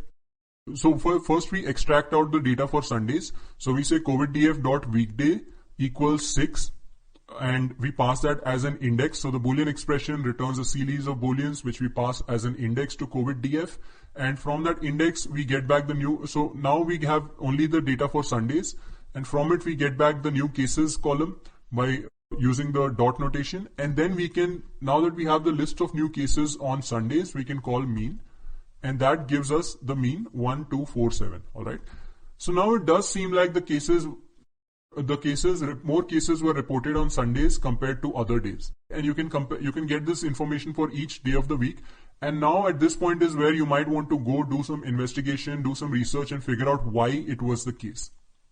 Okay, so data analysis cannot be done within a silo. Any data that you analyze and any inferences that you come up with, you have to then go and investigate why it is. All right. So those are just some basic questions that we've asked about our data. But try asking some more date-related questions about the data and share your results on the forum. If you found some interesting insights, share the results, discuss what might be the reasons behind those insights. Who knows, you might discover something new. Okay.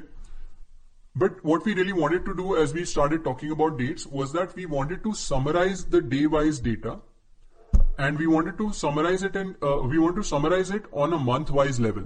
So instead of having the new cases, new tests, and new deaths on a daily basis, we might want to see them on a weekly basis or on a monthly basis. And this is again a very common use case. Often the data, and this is called the granularity of data.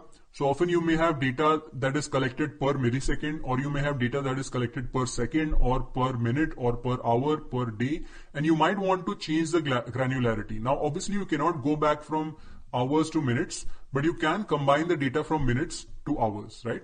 So in this case, what we want to do is we want to combine the data for multiple days within a month into a single row of data, all right? And the way to do that is using the group by function. So in the group by function, what we need to do, it's a function of the data frame. So we say coviddf.groupby, and let's just do it step by step here. So we say coviddf.groupby, and then we want to group by month. So what this does is it does not show you any output because this is an intermediate data structure. It does not really do anything. It simply collects some information about how you want to do some grouping. But conceptually, what you can think it does is that if you look at coviddf, so here you can see that there are a lot of values for month, and in fact month has about 10 values. So there is 12 for December 2019, and then there is 1 to 9 for 2020. Now fortunately all the data is from a single year, and so we do not need to consider just month and year, but in some cases we might want to group by month and year. But in this case, if we just group by month, what happens is Pandas creates one group for each unique value of month. So for the month of January, all the rows are collected together into one group. Similarly, for the month of February, all the rows are collected together into one group. And for the month of March, April, May, June, and so on. So each month, the rows for that month are collected into a single group. Now, what do you do with that group? Now, on that group, you can do you can then say how to aggregate the information in that group. So what we might want to do then is that for all the data, all the rows in January, we may want to add up new cases, new deaths, and new tests to get back the total number of cases, the total deaths, and total tests in that particular month. But before we do that, now to do that aggregation, we may have to first ignore all the other columns, right? So just like a data frame, a group by also allows you to specify which columns to keep. So once you've done a group by, once we've done a group by, let's put this into a variable called group. So let's say monthly groups. Okay. So now from the monthly groups, before we summarize the data, we may want to simply say monthly groups, and out of these simply select the columns that we want to look at. So monthly groups, now you can see here that we still get back a group by object. So we are still in an intermediate state. No aggregation has been performed yet. But what we can do is we can select these columns and then we can call .sum. And now what is a new data frame, a completely new data frame. So the original data frame still exists, but this new data frame, the index, it does not have the same number of rows as the original data frame. In fact, the number of rows here is equal to the number of groups in the grouping column, right? So month had 10 values in total. So you have 10 rows, 10 elements in this, 10 rows in this data frame. And then we had selected 3 columns, new cases, new deaths, and new tests. So now for each of these groups, so these are the 3 columns that show up in the result. And for each of these groups, we have then performed an aggregation using sum. So that's where you can see that the total number of cases reported in January was 3. And then it grew to 885, and then it grew to 100,000, and it remained at 100,000 in April, and then it started going down in the month of May. And then you can see here that it started going down, but it seems like the number of cases seems to have grown again in the month of August. So it seems like there might be a second wave going on here. And already you can see here that simply by grouping and aggregating the data onto a monthly basis, we can already make some more inferences than we were able to do previously using just the date level data. And that is really the whole purpose of data analysis. What we are doing is we are transforming data from one form into another, whether it is aggregating it, whether it is creating new columns, whether it is creating new groups, or whether it is sorting in a certain way. So we are simply moving the data around to gather more inferences about the data. All right. And the underlying data remains the same. Now we will take this idea further next week, where we also use this to plot graphs, because while you can see the trend here, you cannot really see how drastic the change is. And that is where humans are able to perceive things much better visually, especially when they are comparative. So we will also look at a few ways to draw some graphs. All right. So that's grouping, and there's a lot of depth in grouping. So you should probably just check out the documentation or read a tutorial on grouping in Python or in pandas. But we will just leave it at this one simple example, or maybe let's do one more. So let's do this. Let us, instead of aggregating by sum, let us aggregate by the mean. And let me pose the question this way. So let's try and find out what was the average number of cases reported on every weekday, or average number of cases or tests or deaths. So we group by weekday now, and then we select the columns new cases, deaths, and tests, and then we call dot mean. So instead of aggregating by sum, we can aggregate by mean. So there are a lot of ways to aggregate. You can aggregate simply by the count. So if you just want to see the counts, in this case the counts will be equal for every weekday, because we have over time the number of weeks, each week has 7 days. The count is not very interesting, but sometimes that might be interesting. But then you can also aggregate by just keeping track of the maximum, and you can aggregate by keeping track of the minimum. So there are a lot of ways to aggregate, but we are aggregating by mean. And when we do that, we can see here that for each weekday, we can see how many new cases on average were found. So on average, 1100 cases on Mondays and 1200 cases on Sundays. And it seems like on Tuesday and Wednesdays when on average you had the lowest number of cases. All right. And then you might want to now dig in and investigate that. Why is this the case? Maybe it has something to do with the testing methodology. Maybe it has something to do with the reporting. And maybe you can see that, okay, how does it compare with the average number of tests? So it seems like the average number of tests was highest on probably around the 4th day, so which is Monday, Tuesday, Wednesday, Thursday, Friday. It seems like the average number of tests was the highest on Fridays, but the average number of reported cases were highest on Sundays. So it might suggest that it seems like that maybe it took about 2 days for the test results to come out. But this is where you have to then go back and investigate a little more. Okay. So now, apart from grouping, another form of aggregation is to calculate the running or the cumulative sum. Right? So we have in our data frame, we have data on a daily basis in the original data frame. So once we look back here, so we have new cases, new tests, new deaths. But what we might also want to know is that up to a particular date, what was the total number of cases? And we might want that information on a daily basis, because that is again another interesting trend to study, right? So the way to do that is using the cumulative method. So there is a cum sum, C-U-M-S-U-M, cum sum method, but there is also a cumulative maximum, there is a cumulative mean, and there are a lot of other ways to accumulate the data on a row by row level. So let's just call cum sum on new cases and set that into a new column, total cases. And similarly, we do that for the deaths and the tests as well. And now what we've done is, by the way, for tests, we have also included the initial test count. So this is again to account for, there were a lot of days where daily tests were not reported. So we have accounted for that as well. And now when we check the data frame, you can see here, apart from new cases, new deaths, and new tests, we have total cases, total deaths, and total tests as well. All right. So that's pretty good that now we have this information to look at too. Notice that the nan values still remain here. So you can still see that the total tests was nan. So the cumulative values tend to remain nan till you have a single nan value. Actually, whenever you see a NaN value, the cumulative result turns out to be NaN. Okay.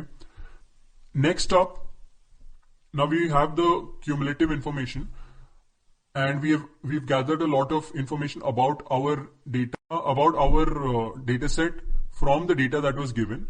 But more often than not, you might need to merge data from multiple sources.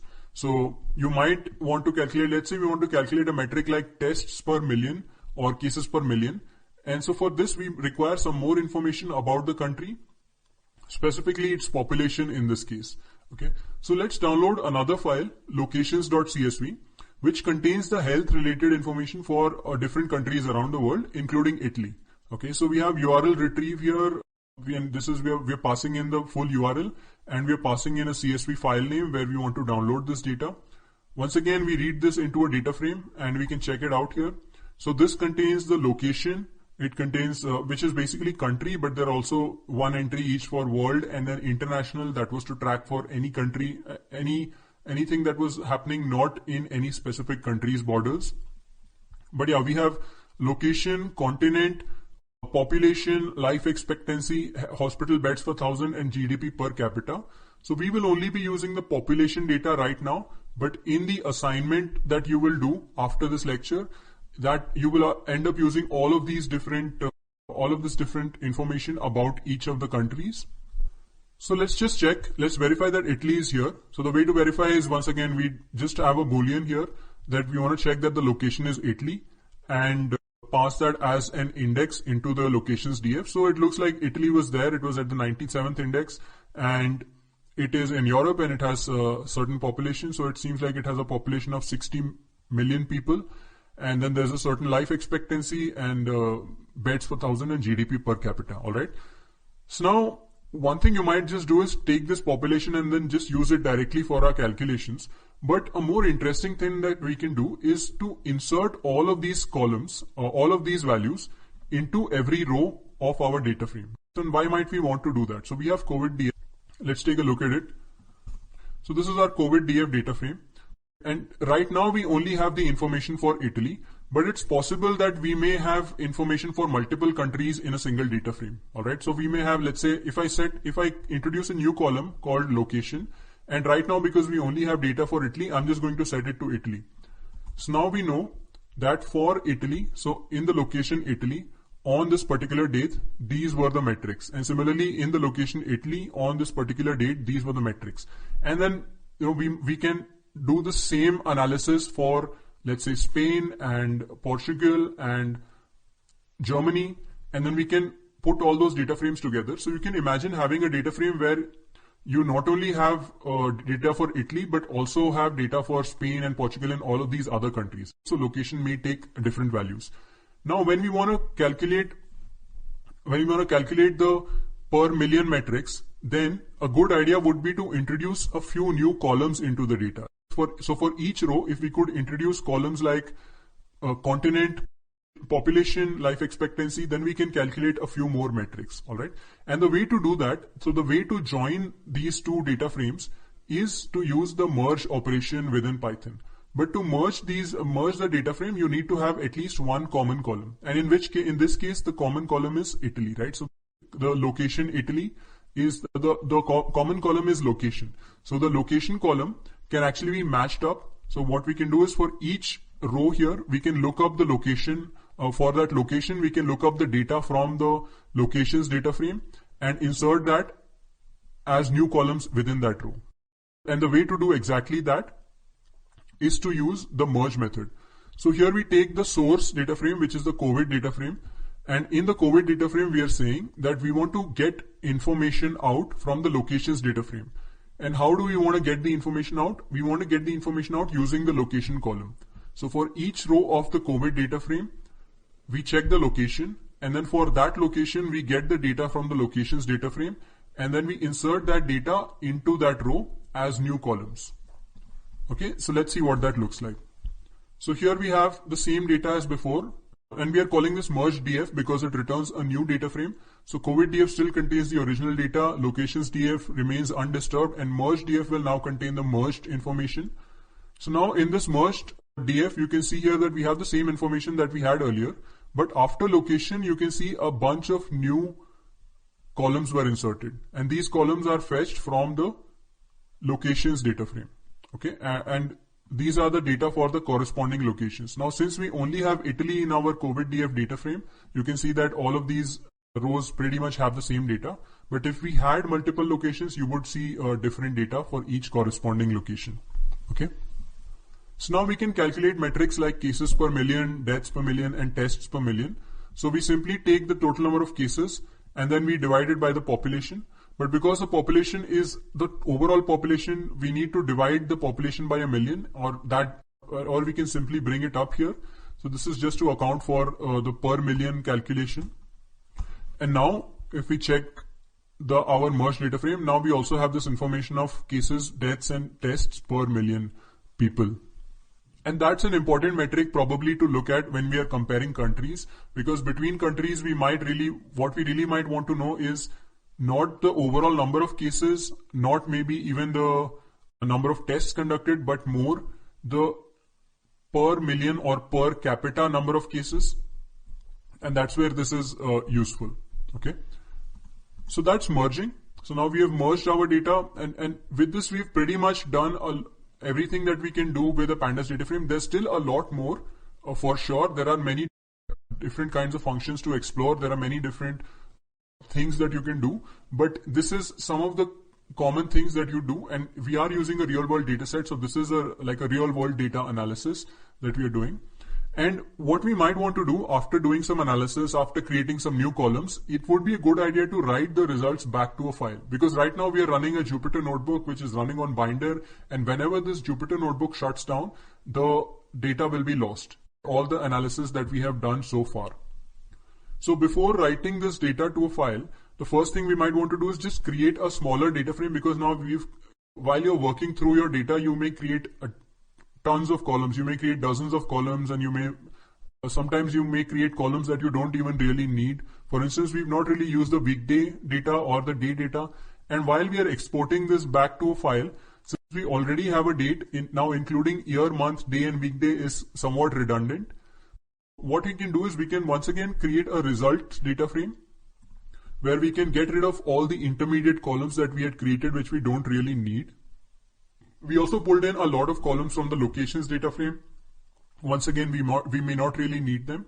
So we are simply going to keep the date, the new cases, the total cases, the similar metrics for deaths and tests, and then the per million metrics. Okay. So we take this and check it out. So result DF here. And now this is the information that we want to save to a file. Now to save this data to a file, we can use the toCSV function or the toCSV method of a data frame. So we simply say result df.toCSV, and then we pass in results.csv here, which is the file where we want to write to. Now if this file already exists, it will get overwritten. And then we also set index equal to none. So this is a small detail that you need to know about pandas. This is a common error that I tend to make all the time. So what pandas does is it also treats the index as a column while writing to file, because sometimes that an index need not just be just numeric indices. For instance, we saw that month was an index earlier or weekday was an index earlier. So sometimes you may want to retain that information, but in many cases you don't. So since we do not want to retain the index information, we do not want an additional columns going from 0 to 247, we can just say index equal to none or index equal to false, and that will tell pandas not to include the index in the output. Okay. So now once we do that, we have now created the file. So we can open up that file. So we can go file, open, and open up the results.csv file. And now with this results.csv file, you can see here that these are all the columns that were exported, and this was the data for all these columns. And wherever the data was nan, so now just as empty values got read as nans, so same way nan values get written as empty values within the CSV file. But you can see here, probably sometime in March, you can see that all the numbers most of the numbers at least have non-zero values over time. So that's how you save data back, and then you can, just as you can read many different file formats, you can also write back to different file formats. Like you can create a SQL file, you can create an Excel file, you can create a JSON file, and so on. Okay.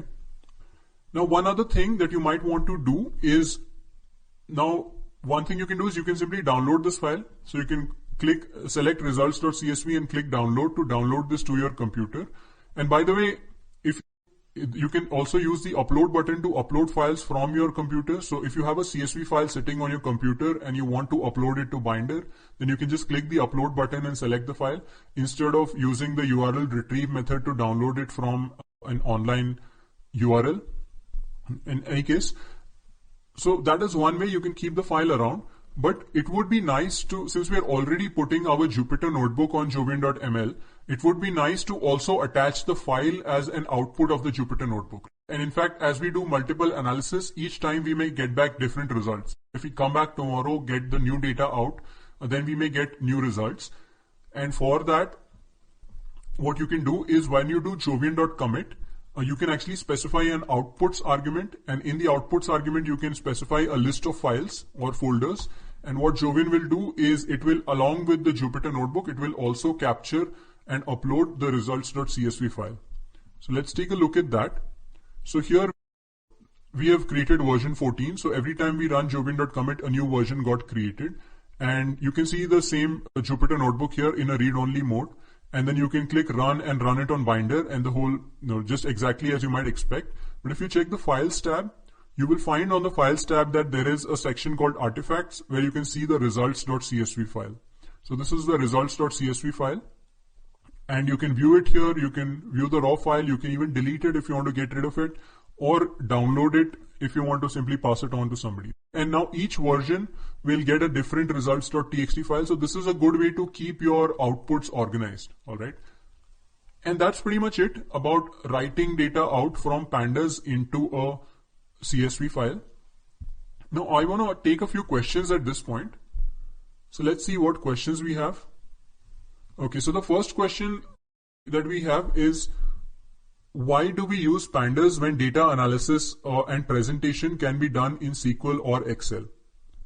Okay, so that's a good question, and there are two parts here. The first question is about SQL, let's say about SQL and Excel. Let's answer that first. Yes, you can do a lot of this analysis in SQL and Excel, but SQL, for instance, is one limitation that you might face is that SQL only works with database tables. So if you want to combine data from multiple sources, one of which is a SQL table and one of which is an Excel file and one of which is a CSV file and one is a JSON, and that is just how real world data is, that you may have some COVID data in your SQL database, but then you may have to download a locations.csv file from somewhere, and then to combine them, either you have to create a new table. Now pandas lets you avoid all that. You can pull data from any format into a pandas data frame, which is held in memory, and then do all and combine them and then perform all these operations. So that's one benefit. Then the other thing is that SQL is a very limited language. So Python being a general purpose language, you can write functions, you can reuse the code, you can use the pandas library, and then there is a whole ecosystem of thousands of libraries that you can use which are built on top of NumPy and pandas, like things like SciPy and so on. So that's something that you can draw into, and that makes whatever you want to do, you can possibly do that in just a few lines of code. Whereas with SQL interviews are the hardest because you have to write everything from scratch and you have to write these huge expressions which all have to be within a single line. So it's not very convenient and it's not very reusable. And you can use variables within pandas. So that's a benefit. Then comparing it to Excel, if you are able to do all the analysis that you need to do within Excel, that's great. And that's a good place to start. You need not really use pandas if you can do all your analysis in Excel. But when you want to scale things, like we've done analysis for Italy, but now we want to do this similar analysis for 100 or 200 other countries. Now at that point, it might get a little difficult to do that in Excel because you cannot really capture all of the analysis that we did into some basic Excel formula or even like an Excel macro. So that is where again pandas, this might be useful. You can take all the analysis we have done, put that into a function and use that function to analyze hundreds of files. So that's about SQL and Excel. And then the second question was about presentation. Now in terms of presentation, what I would say is that the Jupyter Notebook is probably a better way to present because you can add all of this explanation, you can draw graphs within a Jupyter Notebook, and it has this sequential order, it's also very well suited for a narrative or a storytelling flow where you can present all of your findings in a structured format. And there are ways where you can hide the code and so on. So I would say that Jupyter is actually a good way to present. And what you can do is you can simply take the Jovian URL and you can share that. And that is a good way to just create a report and share it. If you're doing a project and you want to create a report, you can simply upload the notebook to Jovian, and that's a report right there. What you can also do is now you can also see previous versions. So that's one other benefit, that if you're, let's say, doing this analysis on a daily basis, you can always go back and check previous versions. Versioning is not something that you can do easily with Excel or SQL. So these are just some of the benefits of, I would say, benefits of programming in general, but using pandas and Python and Jupyter in particular. All right. Let's take another question here. Okay. There was another question. Is it better to write individual statements, or is it better to combine multiple statements into a single statement to improve performance? In general, what I would suggest is it is better to do the thing that you find the most clear, because the performance hit that you're really taking, unless you're working with millions of rows of data, is maybe you go from 1 second to 5 seconds if you split something into multiple lines or do something a little bit inefficient. But I would suggest that's probably totally worth it, rather than trying to create one long expression or one long statement that you don't really understand. So initially, try to break things down. Try to write small statements, and over time, as you get the hang of it, try to write single statements, because ultimately it is true that a single expression is going to be faster or going to be more efficient. Okay. So now let's talk about plotting, and this is something that is leading into the next lecture. So typically we use a library like matplotlib or seaborn to plot graphs within a Jupyter Notebook. But pandas, data frames, and series also provide a handy plot method for a very quick and easy plotting, right? So we're not going to learn a lot about the syntax for plotting, but we will see how to draw a few graphs. So the simplest way is to just call the plot function on a series, and you can say, and that plots a line graph. So here we take the result data frame, and then we check the new cases, and then we just call plot, and you can see that plots a line graph. So here you go. So now, we've been looking at this data for about an hour and a half, but only by looking at this, and so far I don't think we've had that insight of how exactly the trend was on a day-to-day basis, but just by looking at the single picture, we probably now know more in a different sense that we did all this while. So you can see that the trend is the number of cases increases to a certain point, hits a peak, and then it goes down. And then it seems to be going up once again. So there seems to be a second wave happening right now. So this is just like a line graph visualizing the number of daily cases. Now it would be nice to see, it's hard to tell where the peak occurred exactly, because it is simply using the indices that are already there in the series. And those indices go from 0 to 248. So we might have to do some mental math to figure out where the peak occurred. But we can actually put the dates on the x-axis, and the way to do that is take the date column and convert it to the index for the entire data frame. So what we can do is we can take the result df and then just set the index to the date column. And we just do it in place so that we don't want to create a new data frame. So now we check result df. You can see that the index is now gone. And now the date is the index, and this is no longer a numeric index. Now this is a date time or a string index, essentially. And now we can in fact even access the data for a specific date. So now into loc, we pass not the index like a number 1 to 248, but we actually pass the date, and then we can get the data out for that specific date. Okay. And every series that we extract out will also have the date. So if we check result df.new cases, now each of these series or each of these columns will have the date as the index. And that is just one of the benefits of using series, that it can let you index using a specific index and not just numbers. So now that we have this, the next time we run plot, so now if we plot new cases, and what you can do is you can also combine plots. So you can also say dot new deaths, and we're going to plot that as well, just to compare, okay, what was the ratio of cases to deaths and what was the trend looking like. So we can plot them. And now you can see that we have a graph. It has the data for new cases, which is the blue line, and the data for new deaths reported, which is the orange line. And then we have the x-axis also shows the months. So as we saw earlier, it seems like towards the mid or towards the last couple of weeks of March was when the maximum number of cases was reached, and just about a week from there, about 7 days out, was when the peak number of deaths was reached. We can also compare the total cases with the total number of deaths, and you can see here that here this number grows up to a certain point, and it seems like it is increasing again, but the number of deaths seems to have mostly flattened out. So this is what, when we talk about flattening the curve, that was a popular term initially. This is the curve that we talk about that we are flattening. Actually, this is the curve that we're talking about flattening because we want to reduce the number of cases on a daily basis. So what happens when you do social distancing, when you wash your hands regularly, when you wear a mask in public, is that the daily cases probably will not hit such a high peak. It will actually go slightly lower, and it will take a longer time, but overall it is not going to reach that peak. And you can see here, while the second wave is coming, it doesn't seem like it is growing at the same pace or at the same speed that it was growing earlier. So it seems like we've flattened the curve to a reasonable extent. At least Italy has.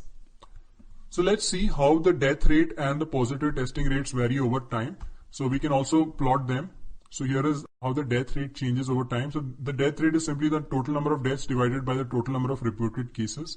So you can see that initially it is low because the number of cases is very low, and it's mostly people coming from different parts of the world. So initially we were not really tracking, they were not really able to account for all the cases because testing was limited, and probably even deaths were not being diagnosed as COVID deaths.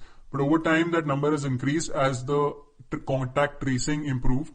So the people who were being tested were specifically being tested, people with symptoms, people who had come into contact with other COVID patients, and that's why this number may have went down or gone up.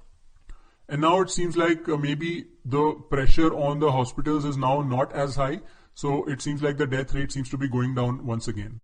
So different parts of this curve may have happened for different reasons, and you need to be you need to be following the recent developments, you need to be reading the literature, reading the research to come to an informed understanding of why this seems to be happening, right? And this is the common pattern. You see a certain trend or you see a certain pattern, and then you wonder why it is. Maybe you take a few guesses, but your guesses are just guesses. So what you then need to do is go back and back up those guesses with evidence and see which of your guesses are correct. Okay.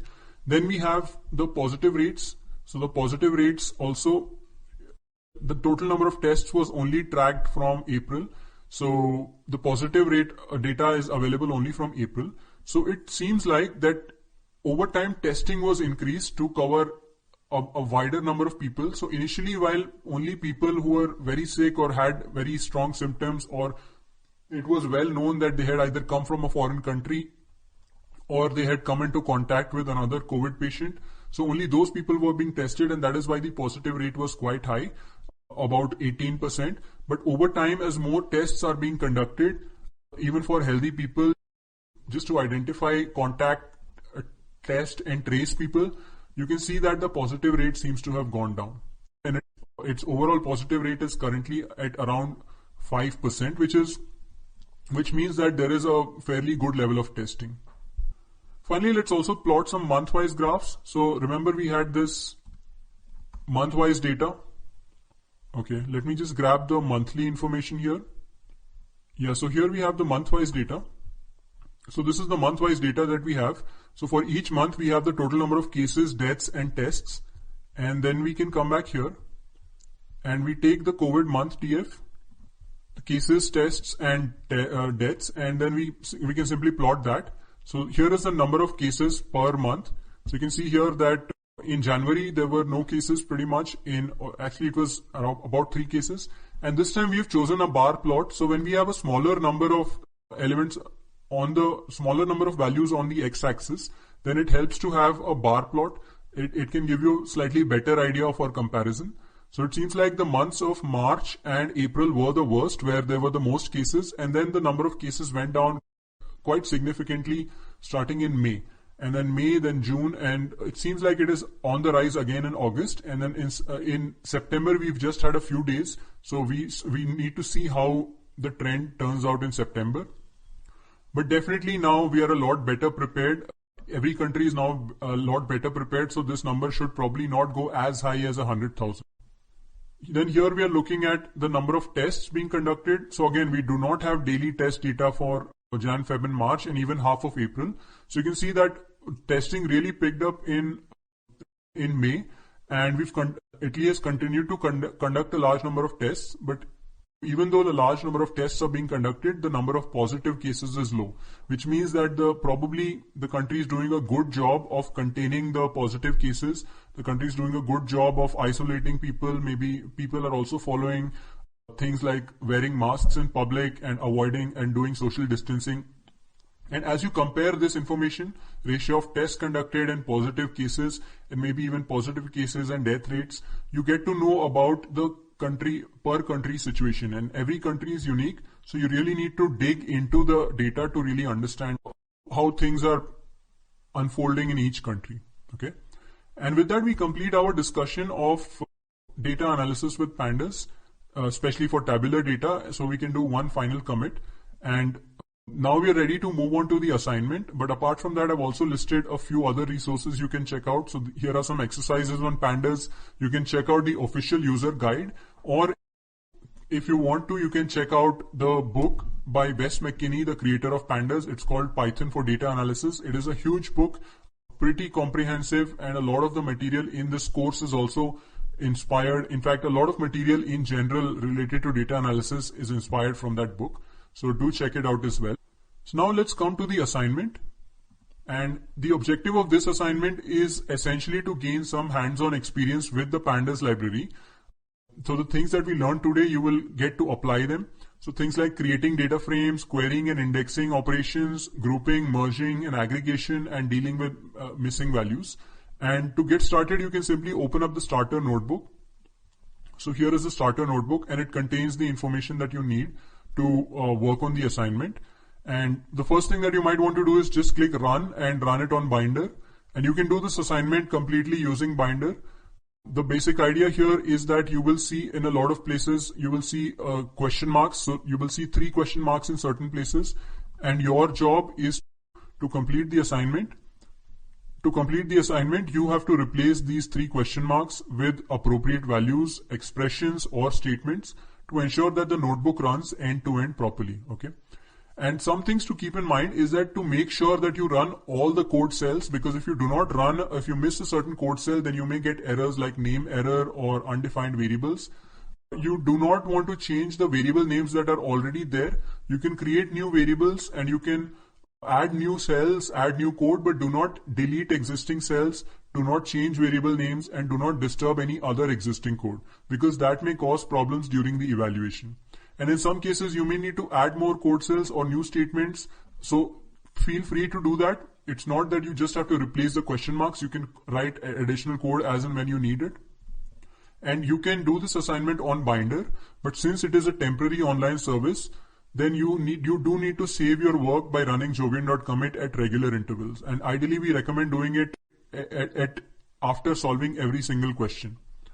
Then finally, there are some optional questions here. So these will not be considered for evaluation, but we highly recommend doing them, work on them later. Okay. So let's look at the notebook. So I have just clicked the run button and selected run on Binder. And now on run on Binder, here I can open up the notebook, pandas practice assignment. And the same thing that I like to do always is to just clear the outputs and toggle the header and toggle the toolbar. Okay, so now in this assignment, the first thing that we do, the very first thing that we do is we simply import Jovian and commit. And the reason for doing that is so that you can save a snapshot of this assignment to your profile. So let's just copy our API key from our profile and paste it here. And so now you've taken the starter notebook and created a snapshot that is saved on your profile. So the next time you want to continue your work, you need to open up this URL which is on your profile and then click run from there. Okay. Now, here you have to run this line to install pandas. So we are not automatically installing pandas so that the assignment runs a little bit faster for you. But each time you run the assignment, just on Binder, just make sure to install pandas. And then we install import pandas as PD. So this is all done for you. So in this assignment, we are going to analyze and operate on a data analyze and operate on data from a CSV file. So this is the same locations.csv file that you saw, but we've cut it down to just 210 countries. So this is the information, health related information for 210 countries. And we will do some analysis on that. So here you can see questions like how many countries does the data frame contain? So you can try and answer this question. Here's a hint. You can also see the number here and put in the number directly, but here's another hint. So you have the countries df. We have seen the shape method, and the shape contains the number of rows and columns. So it seems like there is one row per country, and you can verify that by looking at some sample data and see, just make sure that there is one row per country. So you can then, in that way, you can check how many countries there are, and then you can take this information and then simply put it here, either directly like by typing the number or by simply getting the first element out of this tuple. Okay, whichever way you do it is completely fine. And then you answer the question and then you print it out, and at the end of the question just run jobin.commit again. And we do that for every question just so that you don't lose any work. Then you can retrieve a list of continents from the data frame. So there is a method here. Here's a hint, use the unique method of the series. So you can see that for each country you have a continent. Can you get the full list of continents out from the data frame using pandas methods? Try to do that. Then there's a question to find out the total population across all the countries listed in the data set. So each country has a population. So if you add up all the populations, you get the total population of the world approximately, because there might be some small minor countries which are not included here, and the population also keeps changing daily, but this would give you an idea of the approximate population of the world. Now here's an optional question that you need not do, but it's an interesting one to try out. What is the overall life expectancy across the world?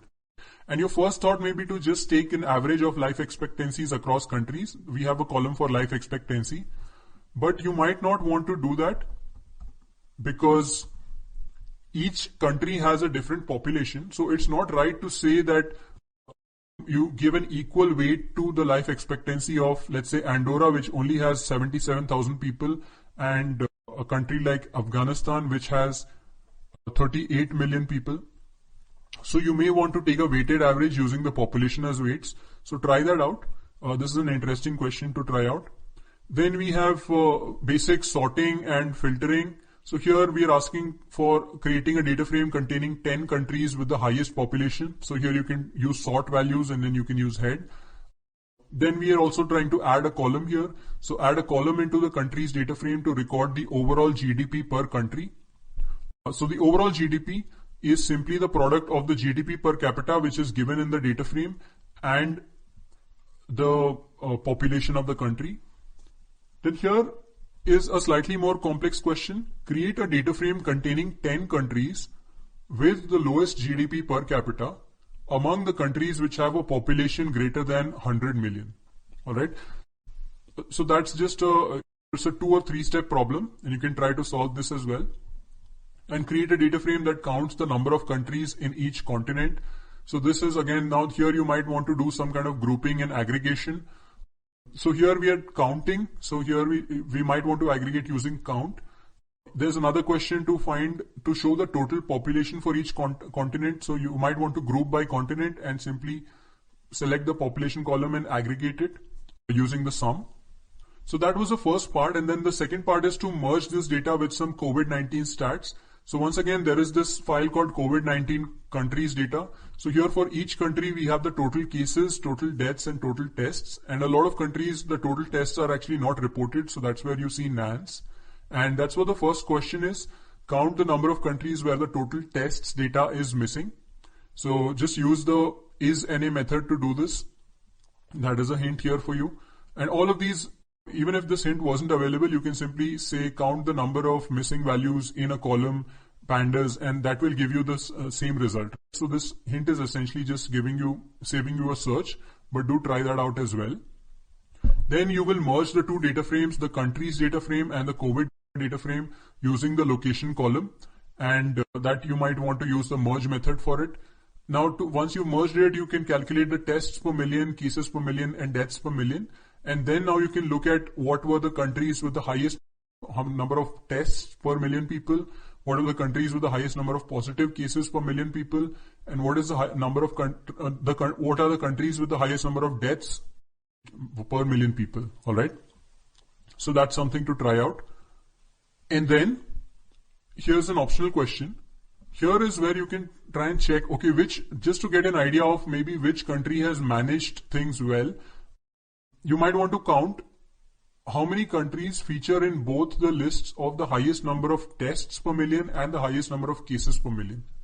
So is it true that more testing necessarily leads to more cases, or are there cases where even with a small number of tests you have a large number of cases, right?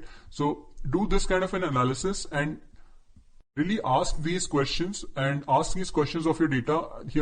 We've only mentioned a few optional questions here, but you can go on and asking more questions, and that will let you draw your own inferences on how different countries are dealing with the outbreak. And then you might also have to go back and you have to figure out how these test numbers are reported, because each country tests differently. There are different types of tests. There is a test which is a test for the virus, and then there is a test which is a test for the antibodies, and it seems like both of these numbers, the total gets reported.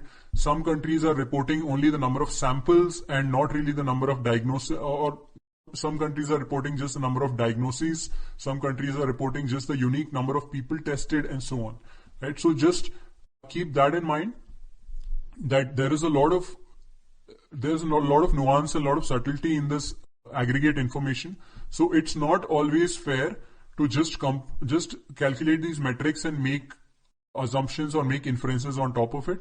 Although that's a good starting point, but from that point you need to dig in and learn more. And the more original research that you do, the better your understanding of the situation improves. So please try and do as much as possible. In fact, and there's one more final question before that, and then I'll talk about the data set itself. So this question is to count the number of countries that feature in both 20 countries with lowest GDP per capita and 20 countries with the lowest number of hospital beds per million. But for this question, you should only consider countries with a population higher than 10 million. Okay. So this is a complex 3-4 part question, and then you can all you need to do is do it step by step. Get the list of countries with a population higher than 10 million, and then get the 20 countries with lowest GDP per capita, 20 countries with lowest number of hospital beds, and then count the number of countries which feature in both lists. And then you can see if GDP has, what kind of a relation GDP has with healthcare facilities in a country. Okay. And once you do that, once you solve each question, just keep committing. And then when you are ready to submit, just take the link. So the link that you get once you commit, this is from your Jovian profile. Just take that link. You can also get this link by clicking the share button and clicking the copy link button here. So take that link and come back to the assignment page and make a submission here. So you can just paste the link here. It needs to be a Jovian ML link on your profile. And when you do that, you can see here that it gets added. And you will see that the evaluation is currently pending. A few things to keep in mind is to always use a Jovian ML link, because we are going to do automated evaluation. So do not submit Binder links, because Binder shuts down after some time. Do not submit Kaggle or Colab links, because we cannot extract that Jupyter notebook out for automated evaluation. Okay. So with that said, I wanted to just share a little bit about where this data came from. So this data came from Our World in Data. So I just searched for Our World in Data, COVID raw data. And you can see here, this is the source data for this analysis. And in fact, what we've done is we've taken this original data set, which is in CSV format, and we've extracted out just the information for Italy. So one good exercise for you is to download this CSV file. And from this CSV file, we've done analysis for Italy, but what you might want to do is pick your country, and for your country, just extract out the same information, which is a data frame or a CSV file containing the dates, the daily new cases, new deaths, new tests. Just keep these 4 columns and then repeat the analysis for your country. And how do you repeat the analysis? So the way to repeat the analysis is you take this lecture notebook that we have. So let's go all the way to the top here. And alongside you open up a new notebook as well. So here I'm just going to go File, New Notebook. Okay. And keep these side by side and download the data for your country, or first create the data for your country and then download the data for your country. And then for your country, just start typing out each of these lines one by one. Download the data using URL retrieve, or you can simply upload it into the Jupyter notebook, and then you can start typing out each of these one by one. So import pandas as PD. And then if I have the data for India, I might do COVID-df equal to pd.read CSV and India device.csv. Now once that is read, then I might want to look at the data frame, and get some information about the data. So type out each line of code, and typing it out is a great way to just get some practice, because then you feel more confident typing it out. Then you feel more confident with each of these functions. You feel more confident like you've learned pandas. And initially you're just looking at it and typing, but then with time, the notebook on the right goes away, and then you can simply type by looking things up online, or by looking at the documentation, or just from memory once you've done it enough times. Okay. So do this analysis for your country. Try to first create that data set for your country from the raw data, and I'll post a link to the raw data as well. So the lecture notebook that we will use is called Matplotlib and Seaborn tutorial. So let me open up the notebook. And if you have any questions during the lecture, you can ask them on the discussion forum that is linked here. Now on the notebook page, you will be able to see a run button. So I will be running the notebook right now, and you can run this after the lecture, so that you do not have to face a delay when thousands of us run at the same time. But we click run, and then we click run on binder. And while this gets started, this might take a minute or two to get started. In the meantime, if you have any questions during the lecture, you can ask them on the discussion forum. So this is lecture 5, data visualization. This is the discussion forum, and you can just click the reply button, the big blue button on the bottom, and ask a question and click reply. And if you see a question that you like, just click the like button. Alright, so coming back, we've clicked the run button and selected run on binder, and that has brought us to this page. So now we have a Jupyter notebook running in front of us. So let me just open up the notebook here. And I'm going to click kernel, restart and clear output. So that is going to clear all the outputs, and we can just see the code cells and execute them for ourselves. I'm also going to toggle the header and the toolbar, but